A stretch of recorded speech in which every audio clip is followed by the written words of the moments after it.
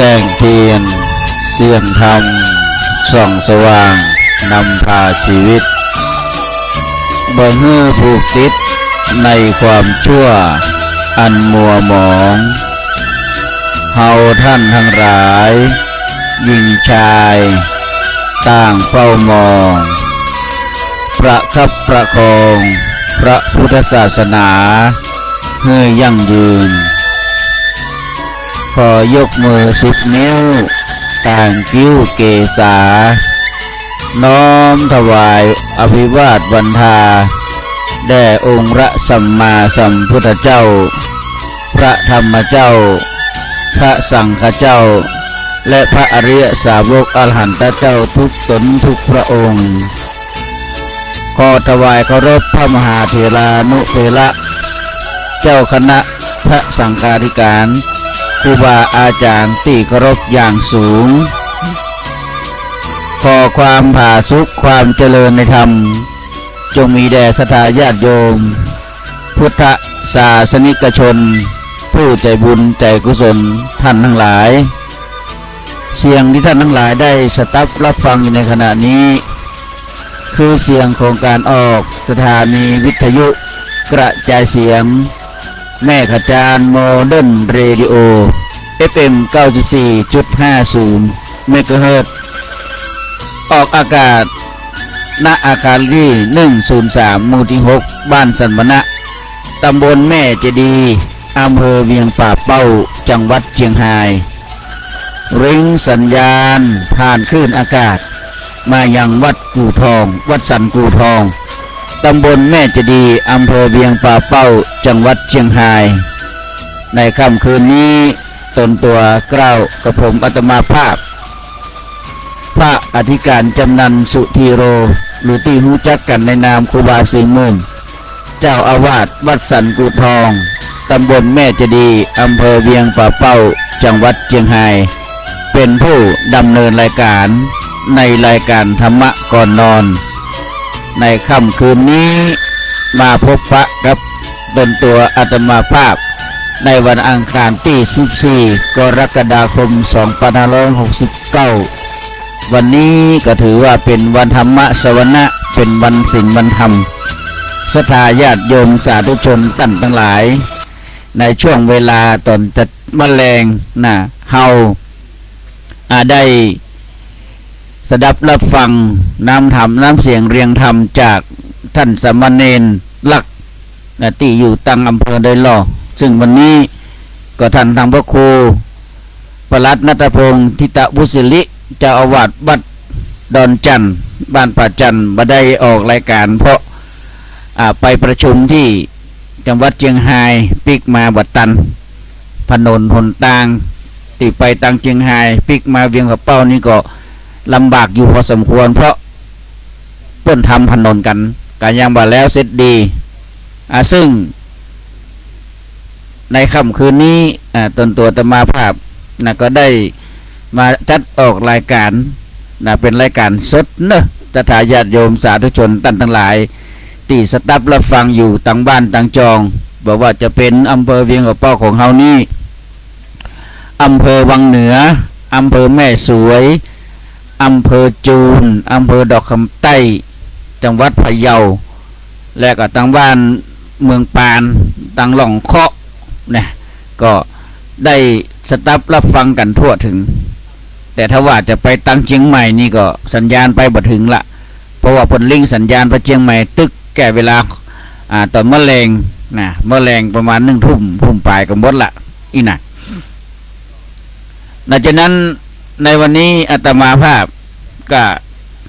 ได้น้อมนำเอาหลักธรรมคำสอนและสาระความรู้มาเป็นธรรมะบรรณาการให้ศรัทธาญาติโยมป้าอุ้ยไปอุ้ยป้าลุงแม่ป้า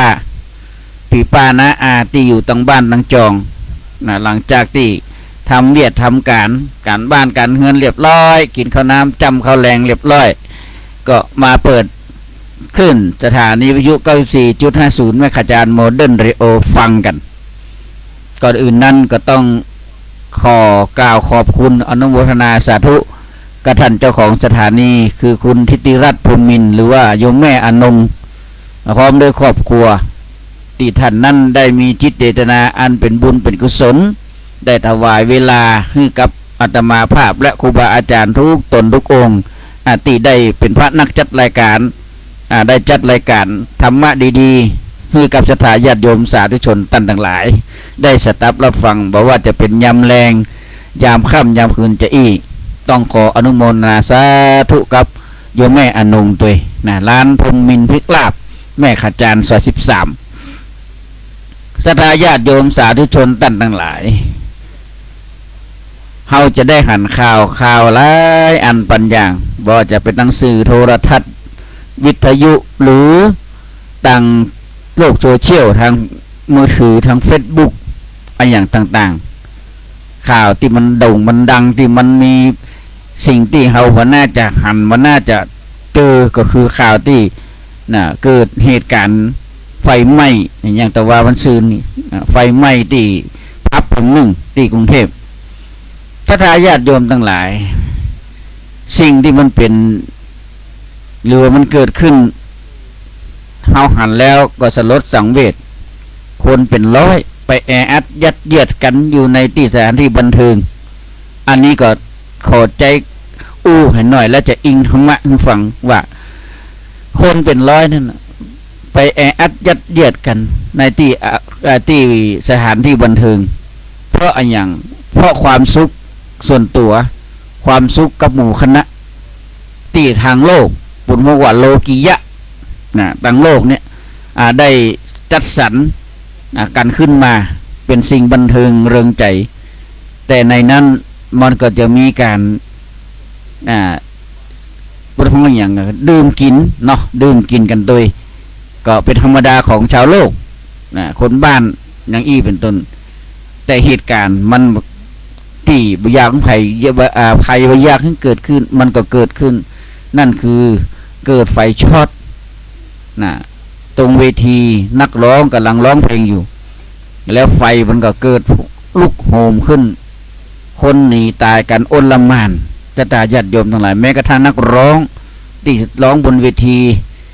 แต่กำลังร้องเพลงคือความสุขความเพลิดเพลินกับนักเที่ยวนักดื่มกันอยู่ก็ยังเสียชีวิตแล้วคนเสียชีวิตนั้นบัจจัยน้อยๆเสียชีวิตกันเป็นสาวจะถ่ายญาติโยมทั้งหลายที่หนีได้ก็หนีอันที่แกนควันสำลักควันก็คงจะทรมานถ้าถึงที่สถานที่นั้นในพระพุทธศาสนาเป็นว่าที่อโคจรบ่สมควรที่สมณเพศจะเข้าไปเป็นที่อโคจรตามหลักแล้วพระสงฆ์องค์ข้าเจ้าเพิ่นก็บ่เข้าไปในสถานที่นั้นหรอกยกเว้นแต่ว่าพระสงฆ์องค์ข้าเจ้าตัวนั้นแหกกฎแหกระเบียบแหกวินัยของสงฆ์ถึงไปแต่ในที่นี้มันมีเรื่องของสงฆ์เข้าไปยุ่งเกี่ยวแต่อาตมากำลังสื่อว่าเป็นเรื่องของที่อโคจรแต่สำหรับทางโลกเพิ่นก็บอกเป็นสิ่งที่บันเทิงไปพักผ่อนไปจนเจ้าหมู่ไปดื่มดิ้งกินกันอย่างเป็นต้นแต่ทีนี้มันก็มีข่าวที่ออกดังสื่อว่าโอ้ทำไมเนาะพระสงฆ์องค์ข้าเจ้า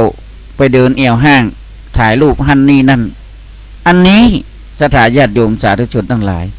เฮาต้องมองเป็นรายบุคคลว่าท่านที่เป็นข่าวนั้นเป็นข่าวเพราะท่านตั้งใจไปหรือว่าอย่างใดอย่างหนึ่งเพราะในที่สุดแล้วภาพรวมมันก็เกิดกระแสออกมาอย่างหลายอย่างเฉียบพลันหลายอย่างเพราะอาตมาภาพดูข่าวแล้วก็บ่อยากคิดเลยว่าเหตุการณ์มันจะทำให้เป็นโลกโซเชียลที่เอามาโหมกระหน่ำได้สิ่งหลายอย่างถามว่าอาตมาผู้จัดรายการเนี่ยครูบา40,000เนี่ยเคยขึ้นไปห้างก็เคยไปห้างเซ็นเฟสก็คือไปในเรื่องของมือถือเรื่องของโทรศัพท์เสร็จแล้วอาตมาก็กลับบ่ได้ออกไปเดินเพ่นผ่านอย่างใดแต่ทีนี้บางคนบางท่าน ก็ด้วยความจะหวังดี ก็จะมาตักเตือนหรือว่าคอมเมนต์ชี้แจงว่าแฮมหน่อยพระสงฆ์องค์ของเจ้าคงจะเข้าเซเว่นได้ไปร้านโชว์หวยก็คงจำได้โลกที่พัฒนาแล้วมันก็อยู่ที่ตัวบุคคลว่าจะไปในลักษณะใดอันนี้ก็ต้องระมัดระวังโดยเฉพาะพระสงฆ์องค์ข้าเจ้าอาตมาภาพอยากให้มองพระสงฆ์ในด้านลบหันแล้วภาพออกมาแล้วมันเหมือนหน้าที่จะเอามาโจมตีในลักษณะใดๆแต่เหตุการณ์ถ้ามันซึ่งหน้าหรือเหตุการณ์ที่ทำลงไปโดยความที่ตั้งใจอันนั้นก็ว่ากันไปตามกระบวนการอันนี้ก็ขอฝากศรัทธาญาติโยมสาธุชนตั้งทั้งหลายตัวว่าโลกของสังคมพระสงฆ์องค์ข้าเจ้าเดี๋ยวนี้ถูกจับมองเป็นอย่างยิ่งหลายๆอย่างเฮาซึ่งเป็นพุทธศาสนิกชนหลายผู้หลายท่านก็ฮู้พระนักปฏิบัติพระที่เปิ่นพัฒนาก็หลายตนหลายองค์หลายที่หลายแห่งแต่สิ่งที่มันเกิดขึ้นบางครั้งสังคมโลกถึงวันนี้เปิ้นอิงด้วยกฎหมายอิงด้วยพระธรรมวินัยฉะนั้นหลายๆที่หลายๆอย่างหลายๆอันหลายๆสิ่งเนี่ยบางครั้งกฎหมายก็เข้ามาบางครั้งก็ใช้พระธรรมวินัยเข้ามาอย่างนี้แหละมันอิงกันทั้งทางโลกและทางธรรมแต่จะผิดถูกหรืออย่างใดนั้นก็อยู่ที่การพิจารณาและการตรวจสอบให้มันถูกต้องอันนี้อาตมาภาพก็ขอฝากไว้ตัวว่าบางอย่างนะเฮาทำให้มันเป็นสิ่งที่บอกว่าเข้าใจตรงกันว่าบางอย่างเนี่ยพระสงฆ์องค์ข้าเจ้าบางครั้งเพื่อจำเป็นนะในโลกที่มันยุคเปลี่ยนแปลงไปนะโดยเฉพาะโลกของสื่อโซเชียลเนี่ยโดยของว่ามือถือเนี่ยมันเป็นหูเป็นตานะมือถือที่เข้าใจถึงวันเนี่ยนะมือถือแบบนี้มันเป็นหูเป็นตาหูก็ยังคือเอาฟังตาคือเอาพอ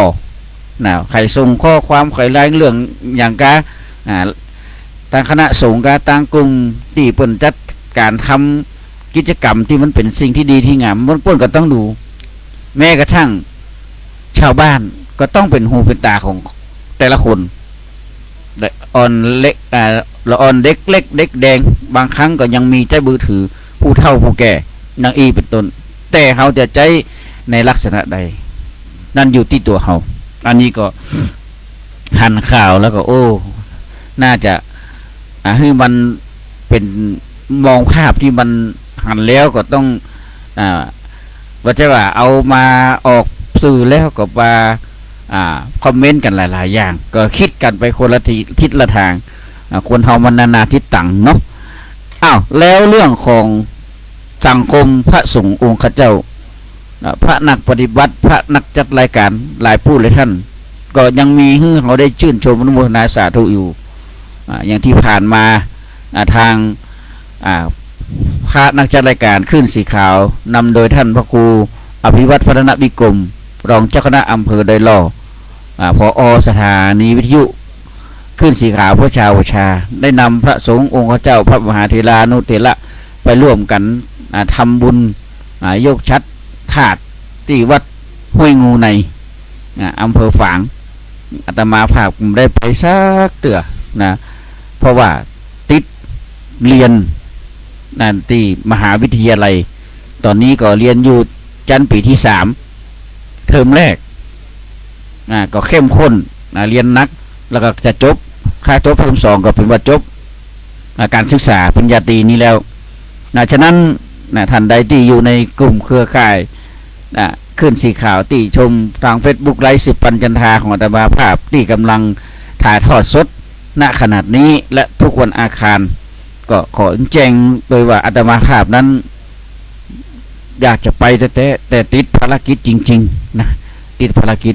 เนี่ยหลายที่หลายทางอย่างงานหล่อเทียนเนี่ยก็ได้ไปกับเปิ้น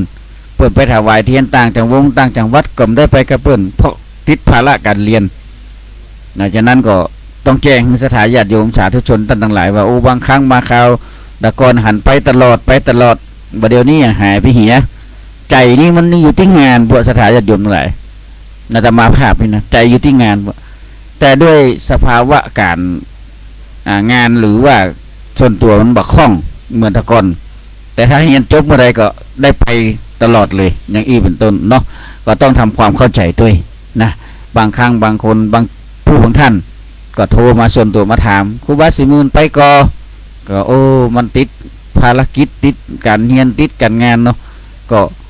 บ่ได้อยู่ได้ยั้งอย่างเช่นวันจันทร์อังคารพุธพฤหัสนี่ต้องไปสอนสามเณรที่โรงเรียนวัดป่างิ้วปริยัติศึกษาตำบลป่างิ้วเป็นครูสอนครูจสปนะสอนศีลธรรมหยุดวันศุกร์วันเดียวบางครั้งวันศุกร์ก็แทบไม่ได้หยุดเลย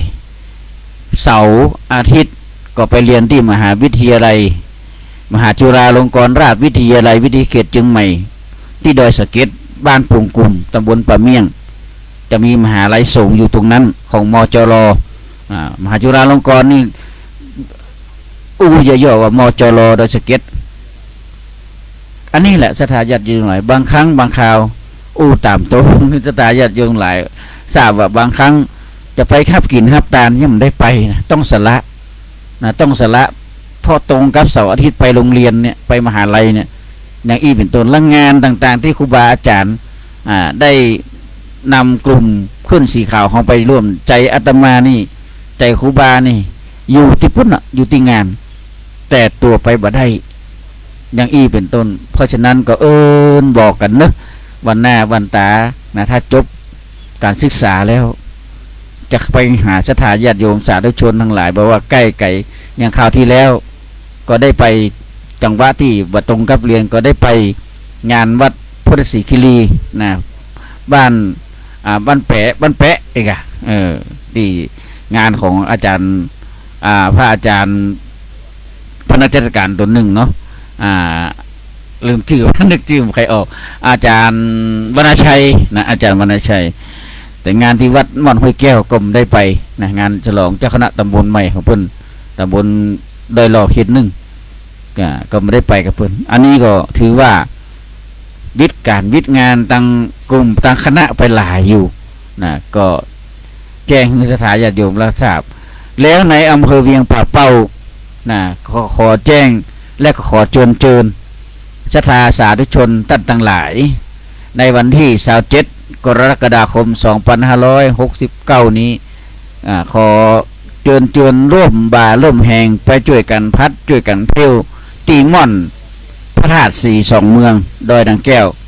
เพราะวันแหม1 ค่ำมาเข้าพรรษาเนี่ยนะเขาก็จะได้พากันไปทำบุญพิธีส่งน้ำพระศรีสองเมืองประจำปีของอำเภอเวียงป่าเป้าของเขาฉะนั้นในวันที่27เนอะเป็นวันจันทร์ที่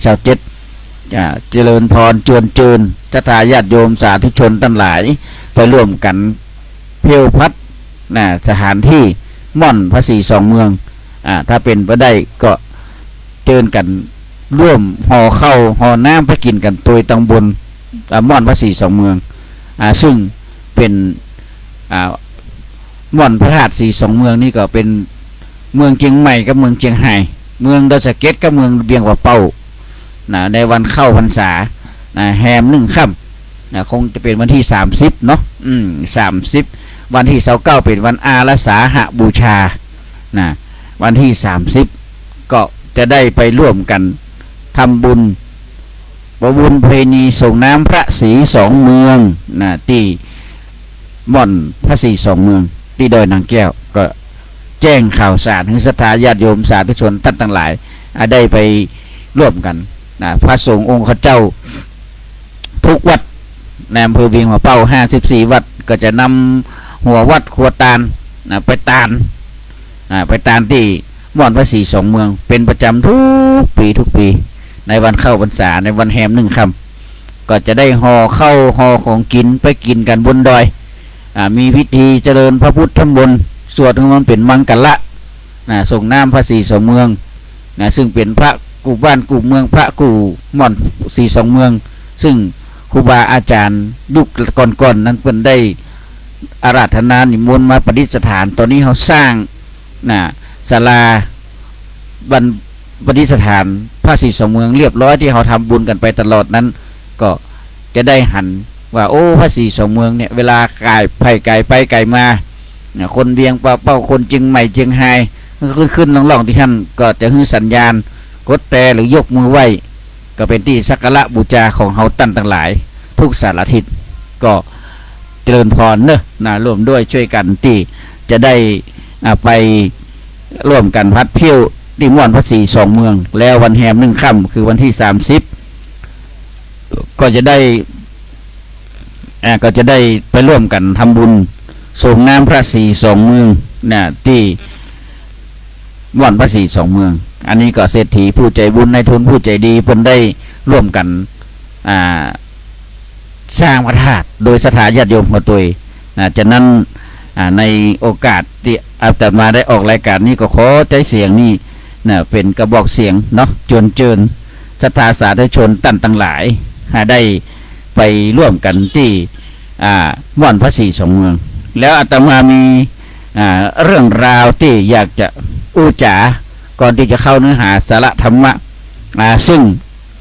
อาตมาภาพอยู่ในนามของพระนิสิตมหาจุฬาลงกรณราชวิทยาลัยวิทยาเขตเชียงใหม่ที่ดอยสะเก็ดตำบลป่าเมี่ยงก็ได้มีครูบาอาจารย์และสาธุชนตั้งหลายได้ถามถึงว่าการที่ไปเรียนนั้นเขาได้ออกหน่วยออกอย่างพ่องก็ตั้งมหาวิทยาลัยโดยกันนามของท่านประธานหลักสูตรเนาะก็ได้บอกคือว่าศรัทธาญาติโยมทั้งหลายซึ่งเป็นสะธรรมิกหรือ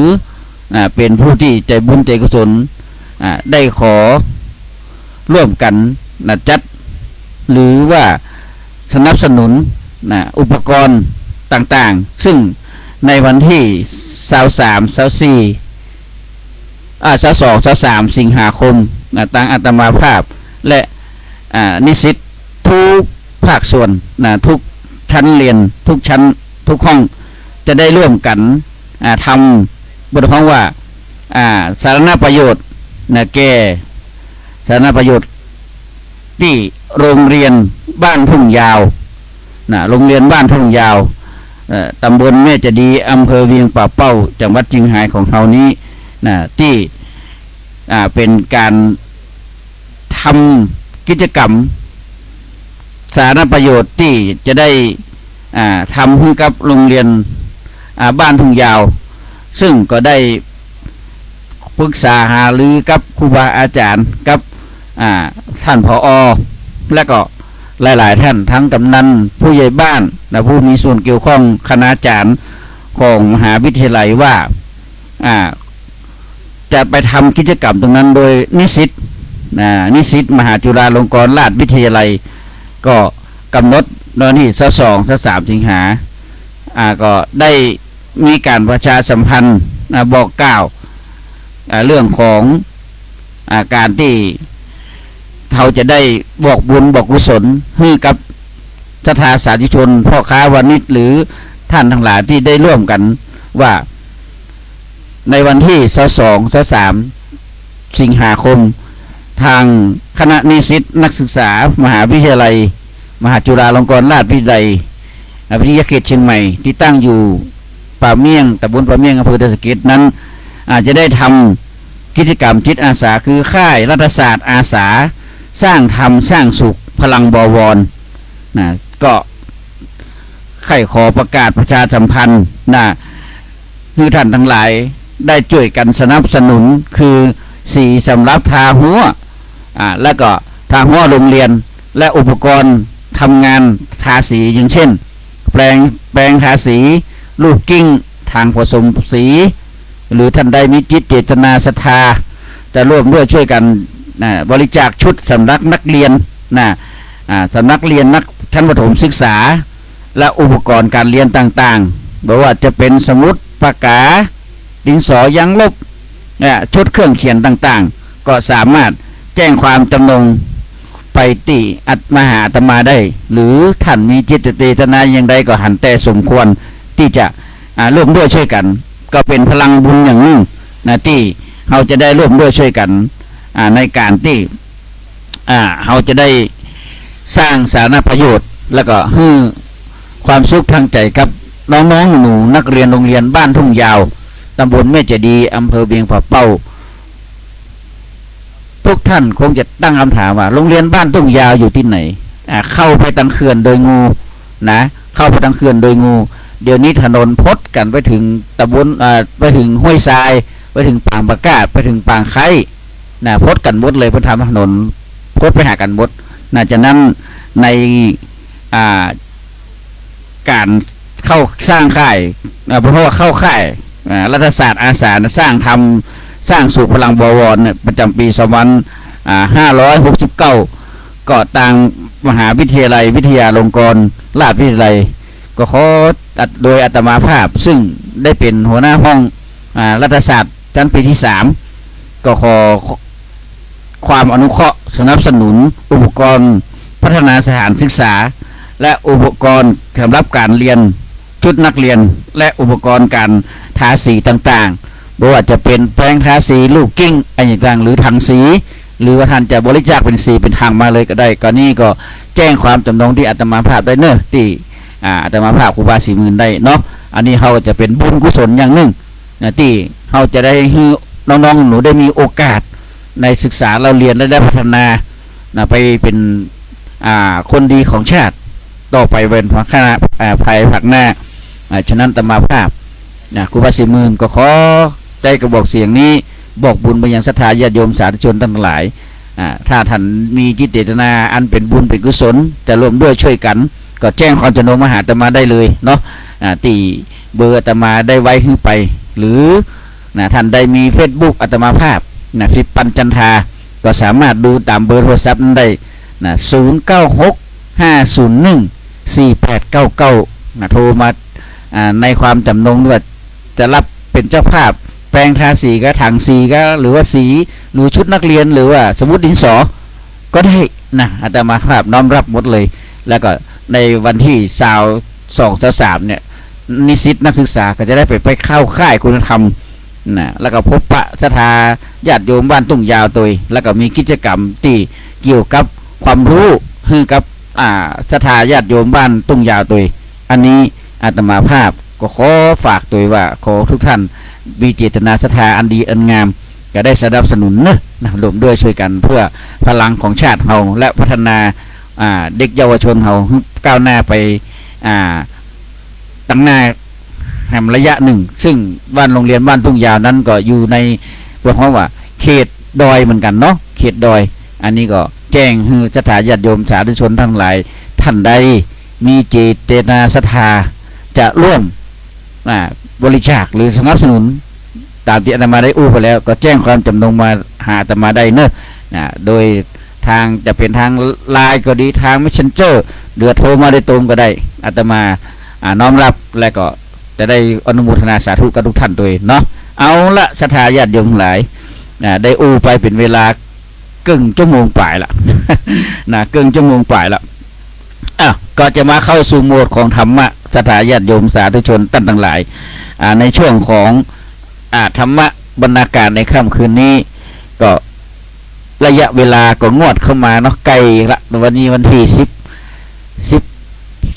14เนาะเป็นวันพระวันธรรมะสวนะตุยวันพระวันศีลโดยวันพุธ15วันถึง16นี่นะก็วันเวลามันบ่ได้อยู่นิ่งซึ่งศรัทธาญาติโยมสาธุชนท่านทั้งหลายการปฏิบัติในด้านทางพุทธศาสนาเป็นการกระทำที่ถูกต้องนั่นคือการที่เราต้องมองในด้านที่เป็นสิ่งที่ดีและที่สำคัญเราจะต้องมองตัวเองให้แจ่มแจ้งเพื่อรู้ว่าสภาพเรานั้นเป็นยังไงเรามาคิดดูว่าศรัทธาญาติโยมท่านทั้งหลายเราพลิกมาหันดูตัวเองพอก่อนดีกว่าไปพอคนอื่นเมื่อเดือนเก่ามันผ่านพ้นไปเดือนใหม่ก็เข้ามาเมื่อเดือนเก่าผ่านพ้นไปเดือนใหม่ก็เข้ามาเมื่อพระอาทิตย์ขึ้นมาแล้วพระอาทิตย์ก็ตกลงดินไป ความสว่างเกิดขึ้นเดี๋ยวความมืดมันก็คืบคลานเข้ามาเพราะอย่างนั้นแล้ววันที่1ของเดือนก็จะผ่านเข้ามาบรรจบหาเฮาครั้งหนึ่งและวันที่1ของเดือนนั้นเป็นวันที่ไผๆก็ดีใจกันมากมายเพราะว่าวันที่1นั้นผู้ที่ทำงานหรือเพราะว่ามนุษย์เงินเดือนก็จะได้รับเงินเดือนจากค่าเหนื่อยค่าแรงของเขาตลอดทั้งเดือนที่ผ่านมาแต่ความดีใจนั้นก็อาจจะอยู่ได้เพียงประเดี๋ยวประดาวหรือว่ากำเดียวมือเดียวเพราะอย่างเพราะเงินเดือนที่เขาได้มานั้นนะเขาก็จะต้องเอาไปชำระหนี้สินของเดือนที่ผ่านมาอย่างเช่นเขาผ่อนรถเขาผ่อนบ้านเขาผ่อนทีวีผ่อนมือถืออย่างต่างๆอาจจะเป็นเพราะว่าในเดือนที่ผ่านมานั้นใช้จ่ายนักหรือน้อยหรือว่าจำกัดจำเจกัน ก็เพราะอย่างนี้แหละจะตาญาติโยมทั้งหลายวันที่1ของเดือนอาจจะเป็นวันที่ชำระหนี้ของภัยหลายๆคนแล้วอีกอย่างหนึ่งมันก็ทำให้เรารู้ว่าสภาพชีวิตของเราเป็นอย่างไรการงานที่เราทำอยู่นั้นมันเป็นอย่างไรการเงินที่เรากำลังจับจ่ายใช้สอยอยู่นั้นมันเป็นอย่างไรความรู้สึกนึกคิดนั้นเป็นอย่างใดสถาญาติโยมสาธุชนทั้งหลายถ้าเราเอาหลักธรรมะเข้าประคับประคองหรือว่าควบคุมเราก็จะเกิดความโลภความโกรธความหลงโลภะโทสะโมหะความโลภความโกรธความหลงและแถมด้วยความอิจฉาริษยาความพยาบาทอันเป็นกิเลสต่างๆที่เกิดขึ้นมากวนจิตกวนใจของเขานั้นมันมีสภาพเป็นอย่างไรพ่องหรือเราควรจะพิจารณาให้ไปเป็นเรื่องไปอย่างเช่นเราควรดูว่าในเดือนที่ผ่านมาเนี่ยเราได้ไปคิดอิจฉาไปคิดไปโกรธไปเคืองไผ่กี่ครั้งต่อกี่ครั้งเฮาเกลียดเฮาจังไผ่กี่คนเฮาคิดแต่จะไปทำร้ายไผ่พ้องความคิดอย่างนี้ปวดห้องว่าเป็นความคิดที่ทุจริตคือในสิ่งที่บดีแต่ถ้าเฮามาคิดว่าเดือนแล้วเนี่ยเฮาได้ช่วยไผ่ไปพ้องนะเฮาได้ไปทักทายได้ไปให้ความสุขทางใจกับไผ่พ้องอันนั้นคิดไปถึงความคิดที่เป็นสุจริตมันก็เกิดความอิ่มเอิบใจสบายใจนะฉะนั้นเมื่อความคิดต่างๆเกิดขึ้นในใจของเราลองสมมุติว่าเรื่องนั้นเรื่องนี้ที่มันเกิดขึ้นมาแล้วเราเองควรที่จะไปศึกษาต่อถึงผลกระทบมันหรือไม่บางครั้งตนตัวอาตมาภาพก็มานั่งคิดตัวเองเหมือนกันบางอย่างอาตมาภาพเนี่ยอู้ตรงๆเลยว่าเป็นผู้ที่มีจิตอาสาสูงทำทุกอย่างให้ได้เท่าที่ทำเต็มกำลังเข้ามาพิจารณาว่าเราไปศึกษาผลที่เกิดขึ้นจากเรื่องที่แล้วมาเราทำลงไปอย่างไรพ่องเป็นไปในทางสุขหรือว่าต่างตุกหรือนำความเพลิดเพลินหรือนำความเสื่อมเสียมาให้แก่ตัวเขาเองความร้อนใจความวู่วามมันมีเหมือนกันทุกคนแต่ถ้าหากว่าใจเขานั้นใจธรรมะใจรักของพระพุทธเจ้าเข้าไปช่วยใจของเขานั้นก็จะเป็นใจที่ใสบริสุทธิ์และเยือกเย็นการกระทำอย่างเป็นเรียกว่าการปฏิบัติธรรมอย่างหนึ่งในทางพระพุทธศาสนาการทำเช่นนี้ก็เปรียบเสมือนอย่างกับเขาได้สอดส่องดูแลความประพฤติของเขาจะทายาทโยมหลายได้สอดส่องดูแลความประพฤติของเขาและเราจะได้รู้จักตัวเอง มากขึ้นเพิ่นบอกว่าคนเฮาถ้ารู้จักตัวเองมากขึ้นเท่าใดก็ยิ่งจะทำให้ชีวิตของเฮานั้นรุ่งเรืองมากขึ้นเท่านั้นแต่ถ้าเฮาบอกรู้จักตัวเองเหมือนกับตัวเองยังมืดมนอยู่ในห้องหนึ่งที่บ่มีแสงอยู่เลยมืดตึ๊บเลยเวลาที่จะไปหาสิ่งต่างๆมันย่อมหายากลำบากเพราะบ่มีแสงสว่างนำทางนั่นเอง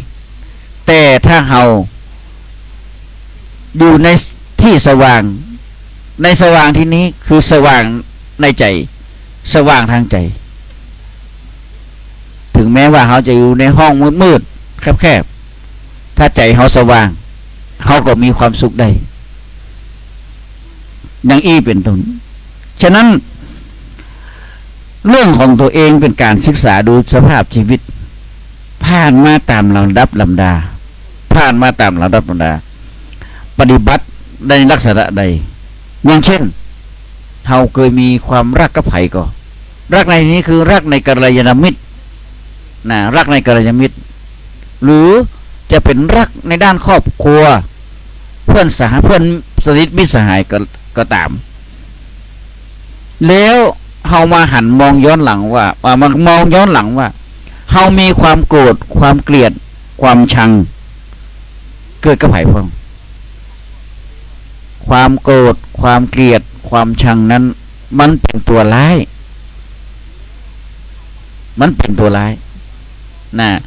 ฉะนั้นถ้าเฮาเกิดความหลงขึ้นมาล่ะเกิดขึ้นมารบกวนจิตใจ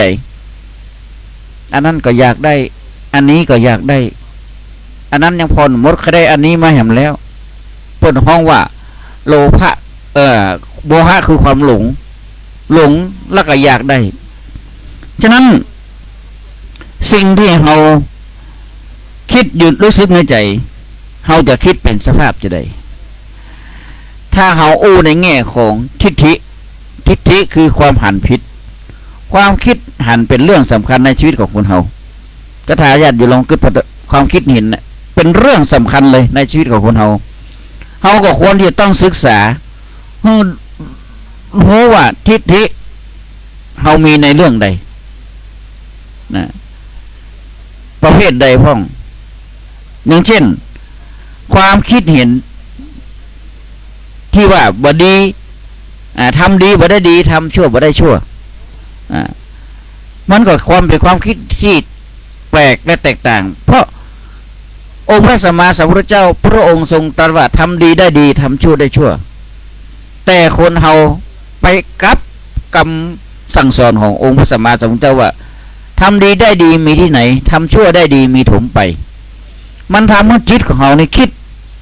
ตรปัดคิดกลับกันเพราะฉะนั้นส่วนที่เป็นความดีนั้นมันคือสิ่งที่เขาเรียกว่าบุญส่วนที่เป็นความชั่วนั้นเขาเรียกว่าบาปเป็นที่อยู่ของปุถุชนคนทั่วไปบุญและบาปมันมาด้วยกันนะญาติโยมหลายใครจะปฏิเสธหรือไม่ว่าบ่เคยทำบาปบ่เคยทำบุญบ่เคยทำบาปแต่ทำบุญมันก็มาด้วยกันแต่ใครจะทำนักทำน้อยก็อยู่ที่ตัวเราแล้วความคิดเห็นของคนเฮานั้นมันแตกต่างกันหลายๆอย่างฉะนั้นเฮามองเห็นความคิดเห็นเหล่านี้แล้วเฮาต้องลดมิจฉาทิฏฐิหรือทิฏฐิคือความเห็นเนี่ยที่มันผิดๆนี่ออกไปคือเป็นสัมมาทิฏฐิคือความหันถูกต้องไตรตรองพิจารณาก่อนโดยใช้อย่างศรัทธาญาติโยมทั้งหลายในหลักบาลีของพุทธศาสนาบอกว่าโยนิโสมนสิการมันตึกตรองพิจารณาให้มันท่วนทีพิจารณาให้มันได้หลักความจริงถ้าเราลองศึกษาดูในความเป็นจริงในสภาวะจิตของเราเนี่ยมันมีตัวหนึ่งที่จะมาเกาะดูตัวเราตลอดคือนิวรณ์คือเครื่องปิดกั้นเฮาก็ควรรีบเร่ง การไอตัวทิฏฐิคือความเห็นน่ะหรือว่ามิจฉาทิฏฐิความเห็นผิดน่ะออกไปเนี่ยออกไปเลยถ้ามันขืนอยู่ในใจเขาเนี่ยมันก็จะพาเขาล้มเสียหายหลายอย่างนะฉะนั้นสิ่งที่เขาทำขึ้นไปบอกว่าคนเขาที่เคยเสียหายและพลาดหวังในชีวิตเนื่องจากเขาบ่ได้ตรวจสอบตัวเองนั่นเองหลายๆท่านหลายๆคนและเขาหันข้าวหลายๆข้าวที่พลาดหวังในชีวิตและทำร้ายชีวิตหรือทำสิ่งที่มันบ่ถูกต้องเพราะตัวเขาบ่ได้มาตรวจสอบตัวเองเขาต้องพิจารณาตัวเองเป็นพื้นฐานและตั้งอยู่ในใจตลอดเวลานะตั้งอยู่ในใจตลอดเวลาและพิจารณาถึงความเป็นจริงมันมีตัวอย่างให้หันชัดที่เขาได้หันในสื่อต่างๆหรือว่าข่าวทุกมื้อทุกวันเนี่ยนะเพราะฉะนั้นตามธรรมเนียมของคนที่มีธรรมะก็มักจะสอนให้เราโง่และอยู่ด้วยความที่จะในทางที่ถูกต้องบ่หลงผิดความหลงผิดความเมามัวและสำคัญที่สุดคือความประมาทนั้นทำให้เราก้าวพลาดอย่างไรเลยฉะนั้นถ้าท่านใดมีสติมีสัพพัญญะความรู้ตัวอยู่เสมอเนี่ยก่อนที่จะนอนหรือก่อนที่จะทำอย่างเนี่ยให้ใจสมาธิในการสมาธิคือการตั้งมั่นก่อนเวลาก่อนนอนเนี่ยพนบอกว่าต้องกราบหมอนทุกค่ำคืนนั่นคือการสวดมนต์ก่อนนอน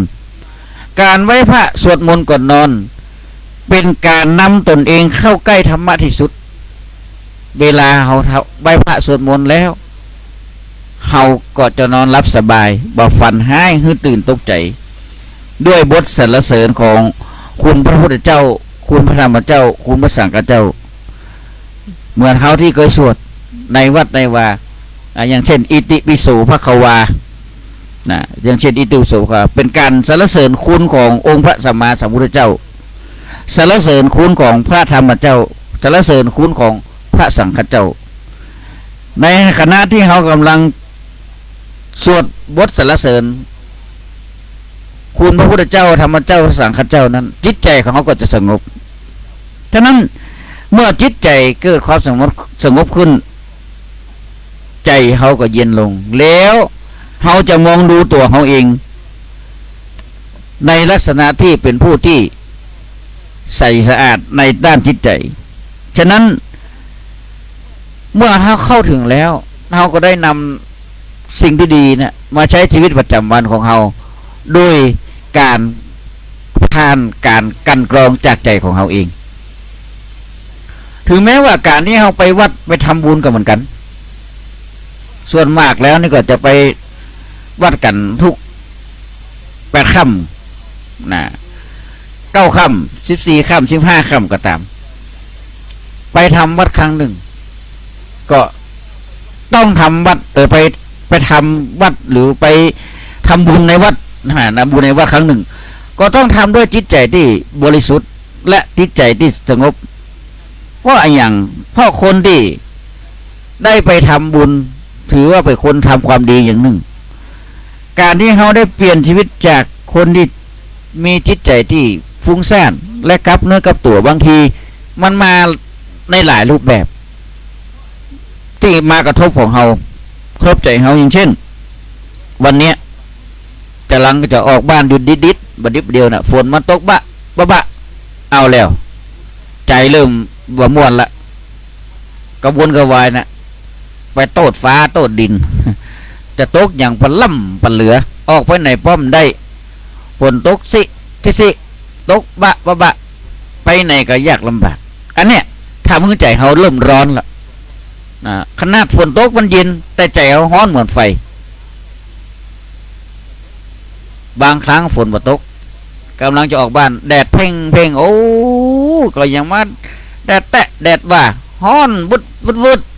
โ เอาอย่างปลาล่ำปลาเหลือทำให้ใจเขาฮ้อนไปตัวแดดฉะนั้นบางคนก็คิดในชีวิตเนี่ยไปโทษอย่างไปโทษดวงชะตาราศีว่าเป็นจะอันเป็นจะอีนะโทษกันในเรื่องนั่นเรื่องนี้นะก็ทำให้ใจตัวเก่านะคิดไปสปะฉะนั้นเราลองมองก็ดูว่าคนที่เพิ่นทำบุญแล้วจิตใจอิ่มเอิบหน้าผ่องใสยิ้มแย้มแจ่มใสนั่นแหละคนที่เพิ่นก็ว่ามีปิติเกิดขึ้นทำแล้วสบายใจทำแล้วสบายใจฉะนั้นถ้าเราไปโทษดวงชะตาราศีบางครั้งนี่มันก็บ่ใจเลยเหตุทีเดียวเพราะอะไรอย่างเพราะคนเราเกิดมาด้วยกรรมเกิดมาด้วยสิ่งที่บอกว่าทุกคนต้องเกิดมาแล้วใช้กรรมให้มันหมดมันเสี่ยงแต่ดวงชะตาราศีมันมาจะได้บางครั้งบางคนนี่ก็ถึงครับไปเอาอันนั้นอันนี้มาเคารพบูชาหรือไปหาสิ่งที่เพิ่งว่าช่วยเหลือได้ไปไหว้ไปวานไปกราบไปขอหลายๆอย่างอันที่บ่สมควรที่จะไปอย่างเช่นไปไหว้ตามต้นไม้ต้นตอกตามอย่างสปะสเปดเนี่ยคือดวงชะตาราศีที่ว่าไปโทษมีอยู่วันหนึ่งมีคนนำพระพุทธรูปมาถวายอาตมาเนี่ยทำด้วยปูนปัตเตอร์หรือว่าเรซินก็เอามาถวายบอกว่ามาทำบุญอะไรอย่างมาตานขันเข้าให้คนที่จากไปและเพิ่นก็อยากได้พระพุทธรูปไปบูชาเพราะคนที่ตายไปนั้นเพิ่นก็ไปคนวัดคนวามกันอาตมาก็ยิ้มกลิ่มในใจว่าอ๋อลูกเป็นคนที่คิดดีแล้วถามว่าไปรู้มาจากไหนว่าเพิ่นใครได้พระพุทธรูปไปบูชาเพิ่นก็ตอบว่าไปดูหมอเพิ่นตักมาถ้าทายาทโยมทั้งหลายถ้าเป็นสิ่งที่เราคิดว่าทำแล้วเราสบายใจทำไปเถอะถึงวันนี้นะวัดทุกวัดอาตมาโอ้ได้เลยว่ามีพระพุทธรูปผูนพระพุทธรูปเรซินเยอะแยะที่ศรัทธาญาติโยมนำมาถวายเป็นปางนั้นปางนี้พระสงฆ์องค์เจ้าเปิ่นรับแล้วอนุโมทนาบุญฮือปอนแล้วคนที่มาตานก็สบายใจนี่คือการกระทำทางใจที่มันทำให้จิตใจสบายแต่ในส่วนของการกระทำนั้นการนำพุทธรูปมาถวายคือกับวัดเพื่อเป็นการแก้บนหรือเชื่อในเรื่องของความเชื่อโบราณนั้นที่เชื่อกันมาหากว่าทุกร้อนเรื่องอะไรอย่างก็จะหาสิ่งอันนั้นไปทำให้ศรัทธาแปลว่าความเชื่อเราเชื่อแล้วเราถึงทำศรัทธาคือความเชื่อที่ทำแล้วมันสบายใจก็ทำไปแต่อย่าเชื่อในสิ่งที่มันงมงายฉะนั้นสิ่งต่างๆเรานึกถึงภาพความเป็นจริงว่าบางครั้งเราบ่เคยได้สร้างบุญสร้างกุศลตั้งเตื้อแต่บางครั้งไปบานบนศาลกล่าวขอให้ได้หรือว่าของสิ่งศักดิ์สิทธิ์ทั้งหลายช่วยดลบันดาลให้ได้โชคได้ลาภก็ตาญาติโยมทั้งหลายบุญเป็นที่พึ่งของมนุษย์และเทวดาทั้งหลายเพราะฉะนั้นสิ่งที่เราทำลงไปในการทำดีไม่ว่าจะเป็นการบริจาคทานให้สิ่งของกับคนทุกข์ยากไร้ก็ดีหรือหาสิ่งที่เป็นเครื่องใช้อุปโภคที่ดีที่งามเนี่ยมาถวายกับวัดกับวากับสถานที่ศึกษาเช่นโรงเรียนโรงพยาบาล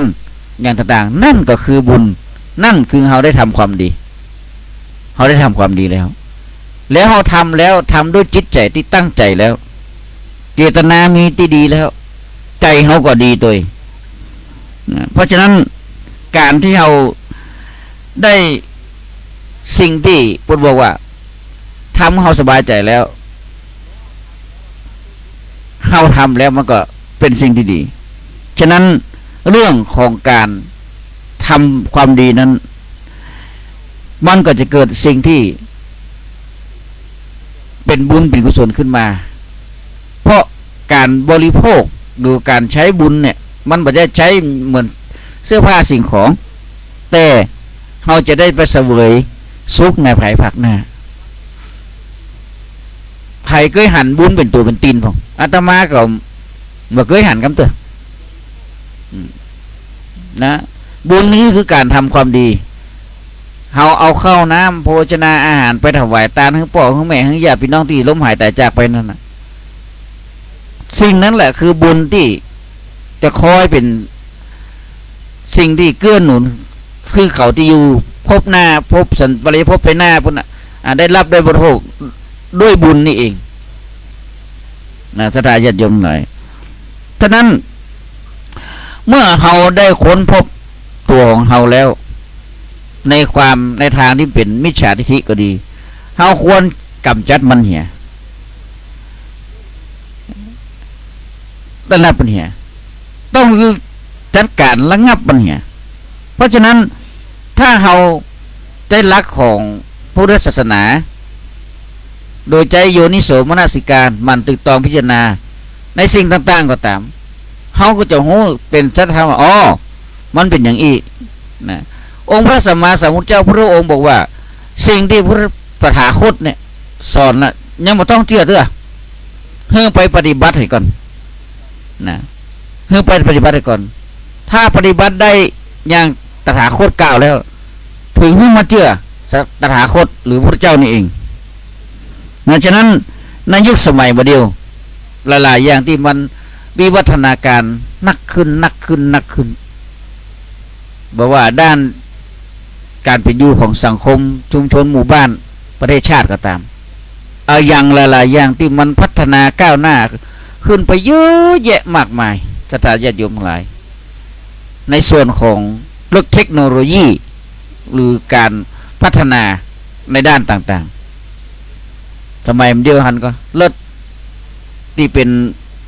ออโตเมติกรถไฟฟ้าเลิศอะไรอย่างที่มันไม่ต้องใจคนขับเลยรถไฟฟ้าวันนั้นมีท่านหนึ่งอาตมาก็รู้จักเพื่อนเนาะแล้วก็ถามเพื่อนโอ้โยมรถป้ายแดงเลยกะ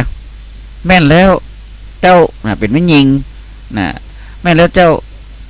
ครูบาเจ้าก็รถกันนี้นะถ้าเฮานั่งตรงๆนะมันจะจำเฮาตลอดทางแต่เฮาเหลววักกินนะมันเตือนเฮาละเหมือนมีคนสะกิดเนี่ยเทคโนโลยีแต่ถ้าเฮาขี่ไปขี่มาขี่ไปทางหน้ามีสิ่งกีดขวางเกิดขึ้นมันจอดทุกทันทีเลยมันไปเลยนี่แหละคือเทคโนโลยีศรัทธาญาติโยมหลายสมัยก่อนนี่สุมาเถอะเบกันหัวซ้ำหัวซุกน่ะถ้าอย่างขวางหน้ารถกำแต่สมัยเดี๋ยวนี้มันมีสัญญาณเตือนแล้วก็มีมันยุดได้ทันทีเลยเป็นอัตโนมัติหรืออัตโนมัติถ้าเฮาไม่สนใจตั้งหน้าเนี่ยมันจะเตือนนะถ้าเฮาตาพอทางซ้ายแลทางขวาหรือแงนนี่นะมันจะนี่เฮานี่คือการพัฒนานี่คือการพัฒนาของเทคโนโลยีที่ล้ำสมัยอามาเชื่อได้แน่ว่าแฮมน้อยคนเขาจะนั่งรถได้นะมันต้องไปกำพวงมาลัยมันต้องพยายามคันเร่งใช่ไหมมันจะไปคนเดียวมันต้องมีโลกภายหน้าฉะนั้นเทคโนโลยียุคสมัยบัดเดียวนะมันเป็นเรื่องของการพัฒนาทางโลกเรียกว่าโลกิยะมือถือที่ใช้กันทุกวันนี่คือหูและตาของทุกคนบางคนนี่ตื่นมาสุมาด้วยตายังมาล้างนะหน้าปากแบบอย่างก็ได้ล้างหน้าล้างตาแต่แปรงฟันก็ไม่ได้แปรงเถอะเปียโทรศัพท์กันละนะมันเป็นไปโดยอัตโนมัติแล้วก็ร้อยทั้งร้อยล้านทั้งล้านเชื่อได้เลยว่าทุกคนจะละมือถือได้บ่เกิน3 นาทีต้องจักมือถือมาพอละนี่ไงคือวิวัฒนาการของโลกที่ทำให้คนเฮานั้นติดหลายอย่างติดแล้วก็มันมีเทคนิคที่ทำให้เฮานั้นข เข้าถึงในเมื่อเทคนิคเข้าถึงแล้วมันก็ต้องมีมูลค่าที่มันสมควรกับเทคนิคที่เขาจะได้มาในมือถือนั้นหรือว่าสิ่งที่เขาใช้นั้นๆตมาถามอยู่คนนั้นว่าเลิกกันนี้กันเท่าไหร่พอแปลงได้5 ล้านไปโอ้ยังต่ำกว่า4 ล้านจะถ่ายญาติโยมฉะนั้นในสังคมต่างๆโดยเฉพาะสังคมที่แข่งขันกันในทุกวันนี้เกิดการแข่งแย่งชิงกันหลายๆอย่างเราดูสังคมโลกถึงวันนี้เห็นไหมที่ปัญหาที่มันเกิดขึ้นบนโลกหลายๆประเทศที่เข็นฆ่ากันยิงกันถล่มกันก็เพราะการแข่งขันการยึดอำนาจซึ่งกันและกันองค์พระสัมมาสัมพุทธเจ้าพระพุทธองค์ทรงตรัสว่าถ้าคนเฮาได้เพื่อนดีก็เหมือนเฮาได้ทรัพย์อันประเสริฐในการดำรงชีวิตถ้าเฮาได้เพื่อนแท้เฮาก็เหมือนสิ่งที่ได้ของที่เป็นเปรียบเสมือนเพชรเหมือนพลอยเหมือนทองต่างๆเมื่อเวลาเดินทางไปไหนก็ตามเพื่อนแท้ที่ไปด้วยกันก็จะคอยดูแลประคับประคองเขาไปแต่ถ้าเฮาได้เพื่อนบดีหรือคนพาลก็เปรียบเสมือนมือโจรที่จะคอยที่จะไปจับจ้องจับจี้จับอย่างเปิ้นดังนี้เป็นต้นเพราะฉะนั้นการปฏิบัติในหลักพุทธศาสนาบ่ได้เกิดถึงความเสียหายแต่อย่างใดแต่จะเกิดถึงความสุขใจอันนี้เป็นเบื้องต้นคือการกระทำที่ดีไว้ถ้าญาติโยมท่านทั้งหลายคนเฮาเคยพบอุปสรรคมาในชีวิตมากมายหลายอย่างนะแน่นอนเลยตั้งแต่เกิดขึ้นมานะก็พบอุปสรรคละ1แต่ลุกนั่งก็ย่ำได้เด้อ2พอการได้แล้วก็การยังบ่ได้ไก่เด้อ3พอจะหัดยืนก็ล้มนี่คืออุปสรรคแต่เฮาก็แข่งแกร่งมาด้วยชีวิตของเฮาแล้วการดำเนินการเรื่องใดเรื่องหนึ่งบางเวลาเฮาอาจจะใช้เวลาทุ่มเทไปกับมันนักในส่วนของการกระทำต่างๆได้การกระทำต่างๆบ่นบอกว่าเฮารู้เท่าทันธรรมดาของชีวิตเฮาจะอยู่แบบบ่เดือดร้อนเลยแต่ถ้าเฮารู้และไปตามทันไปตามสิ่งที่มันมาเป็นเครื่องบังคับชีวิตของเรานั้นเฮาจะทุกข์หนักขึ้นอย่างเช่นเทคโนโลยีที่อาตมาอู้เมื่อกี้มูลค่ามันก็จะน้อยๆนะเพราะมันมาเป็นส่วนหนึ่งของชีวิตอันอย่างที่มันเกิดขึ้นก็คือการที่เฮาจะต้องมาคบคิดและมาหาสิ่งที่ตัวเก่าพัฒนาสภาพปัจจุบันที่หันกันทุกวันนั้นจะถ่ายญาติโยมหลายเหตุการณ์สิ่งต่างๆมันเกิดขึ้นเฮาหันกันอยู่แต่ถ้าผู้มีประสบการณ์หรือพูดเพราะว่าประสบการณ์ชีวิตที่ดีเนี่ยก็จะประคับประคองชีวิตแต่ว่าเรื่องบางอย่างนั้นอันไหนสำคัญอันไหนไม่สำคัญเฮาต้องต่อสู้กับอารมณ์ต่างๆที่มันเกิดขึ้นกับตัวเฮาก็ดีเกิดขึ้นกับคนอื่นก็ดีอย่างอี้เป็นต้นฉะนั้นสิ่งที่มันเป็นบอกว่าถ้าเขามาดูถูกหรือกล่าวหาว่าเฮาจะต้องสูญเสียทรัพย์สินเงินทองแน่นอนแต่ในใจเฮายังเป็นทุกข์เพราะเฮาบ่เอาสิ่งที่เขามากล่าวหานั้นมาเป็นสิ่งที่ลบเล้าหรือรบกวนจิตใจเฮาเช่นนี้เขาเรียกว่าผู้นั้นน่ะได้อาศัยธรรมะเข้าประคับประคองจิตใจแต่ถ้าเฮาไปคิดตัวลงตัวใจเฮาก็บ่เกิด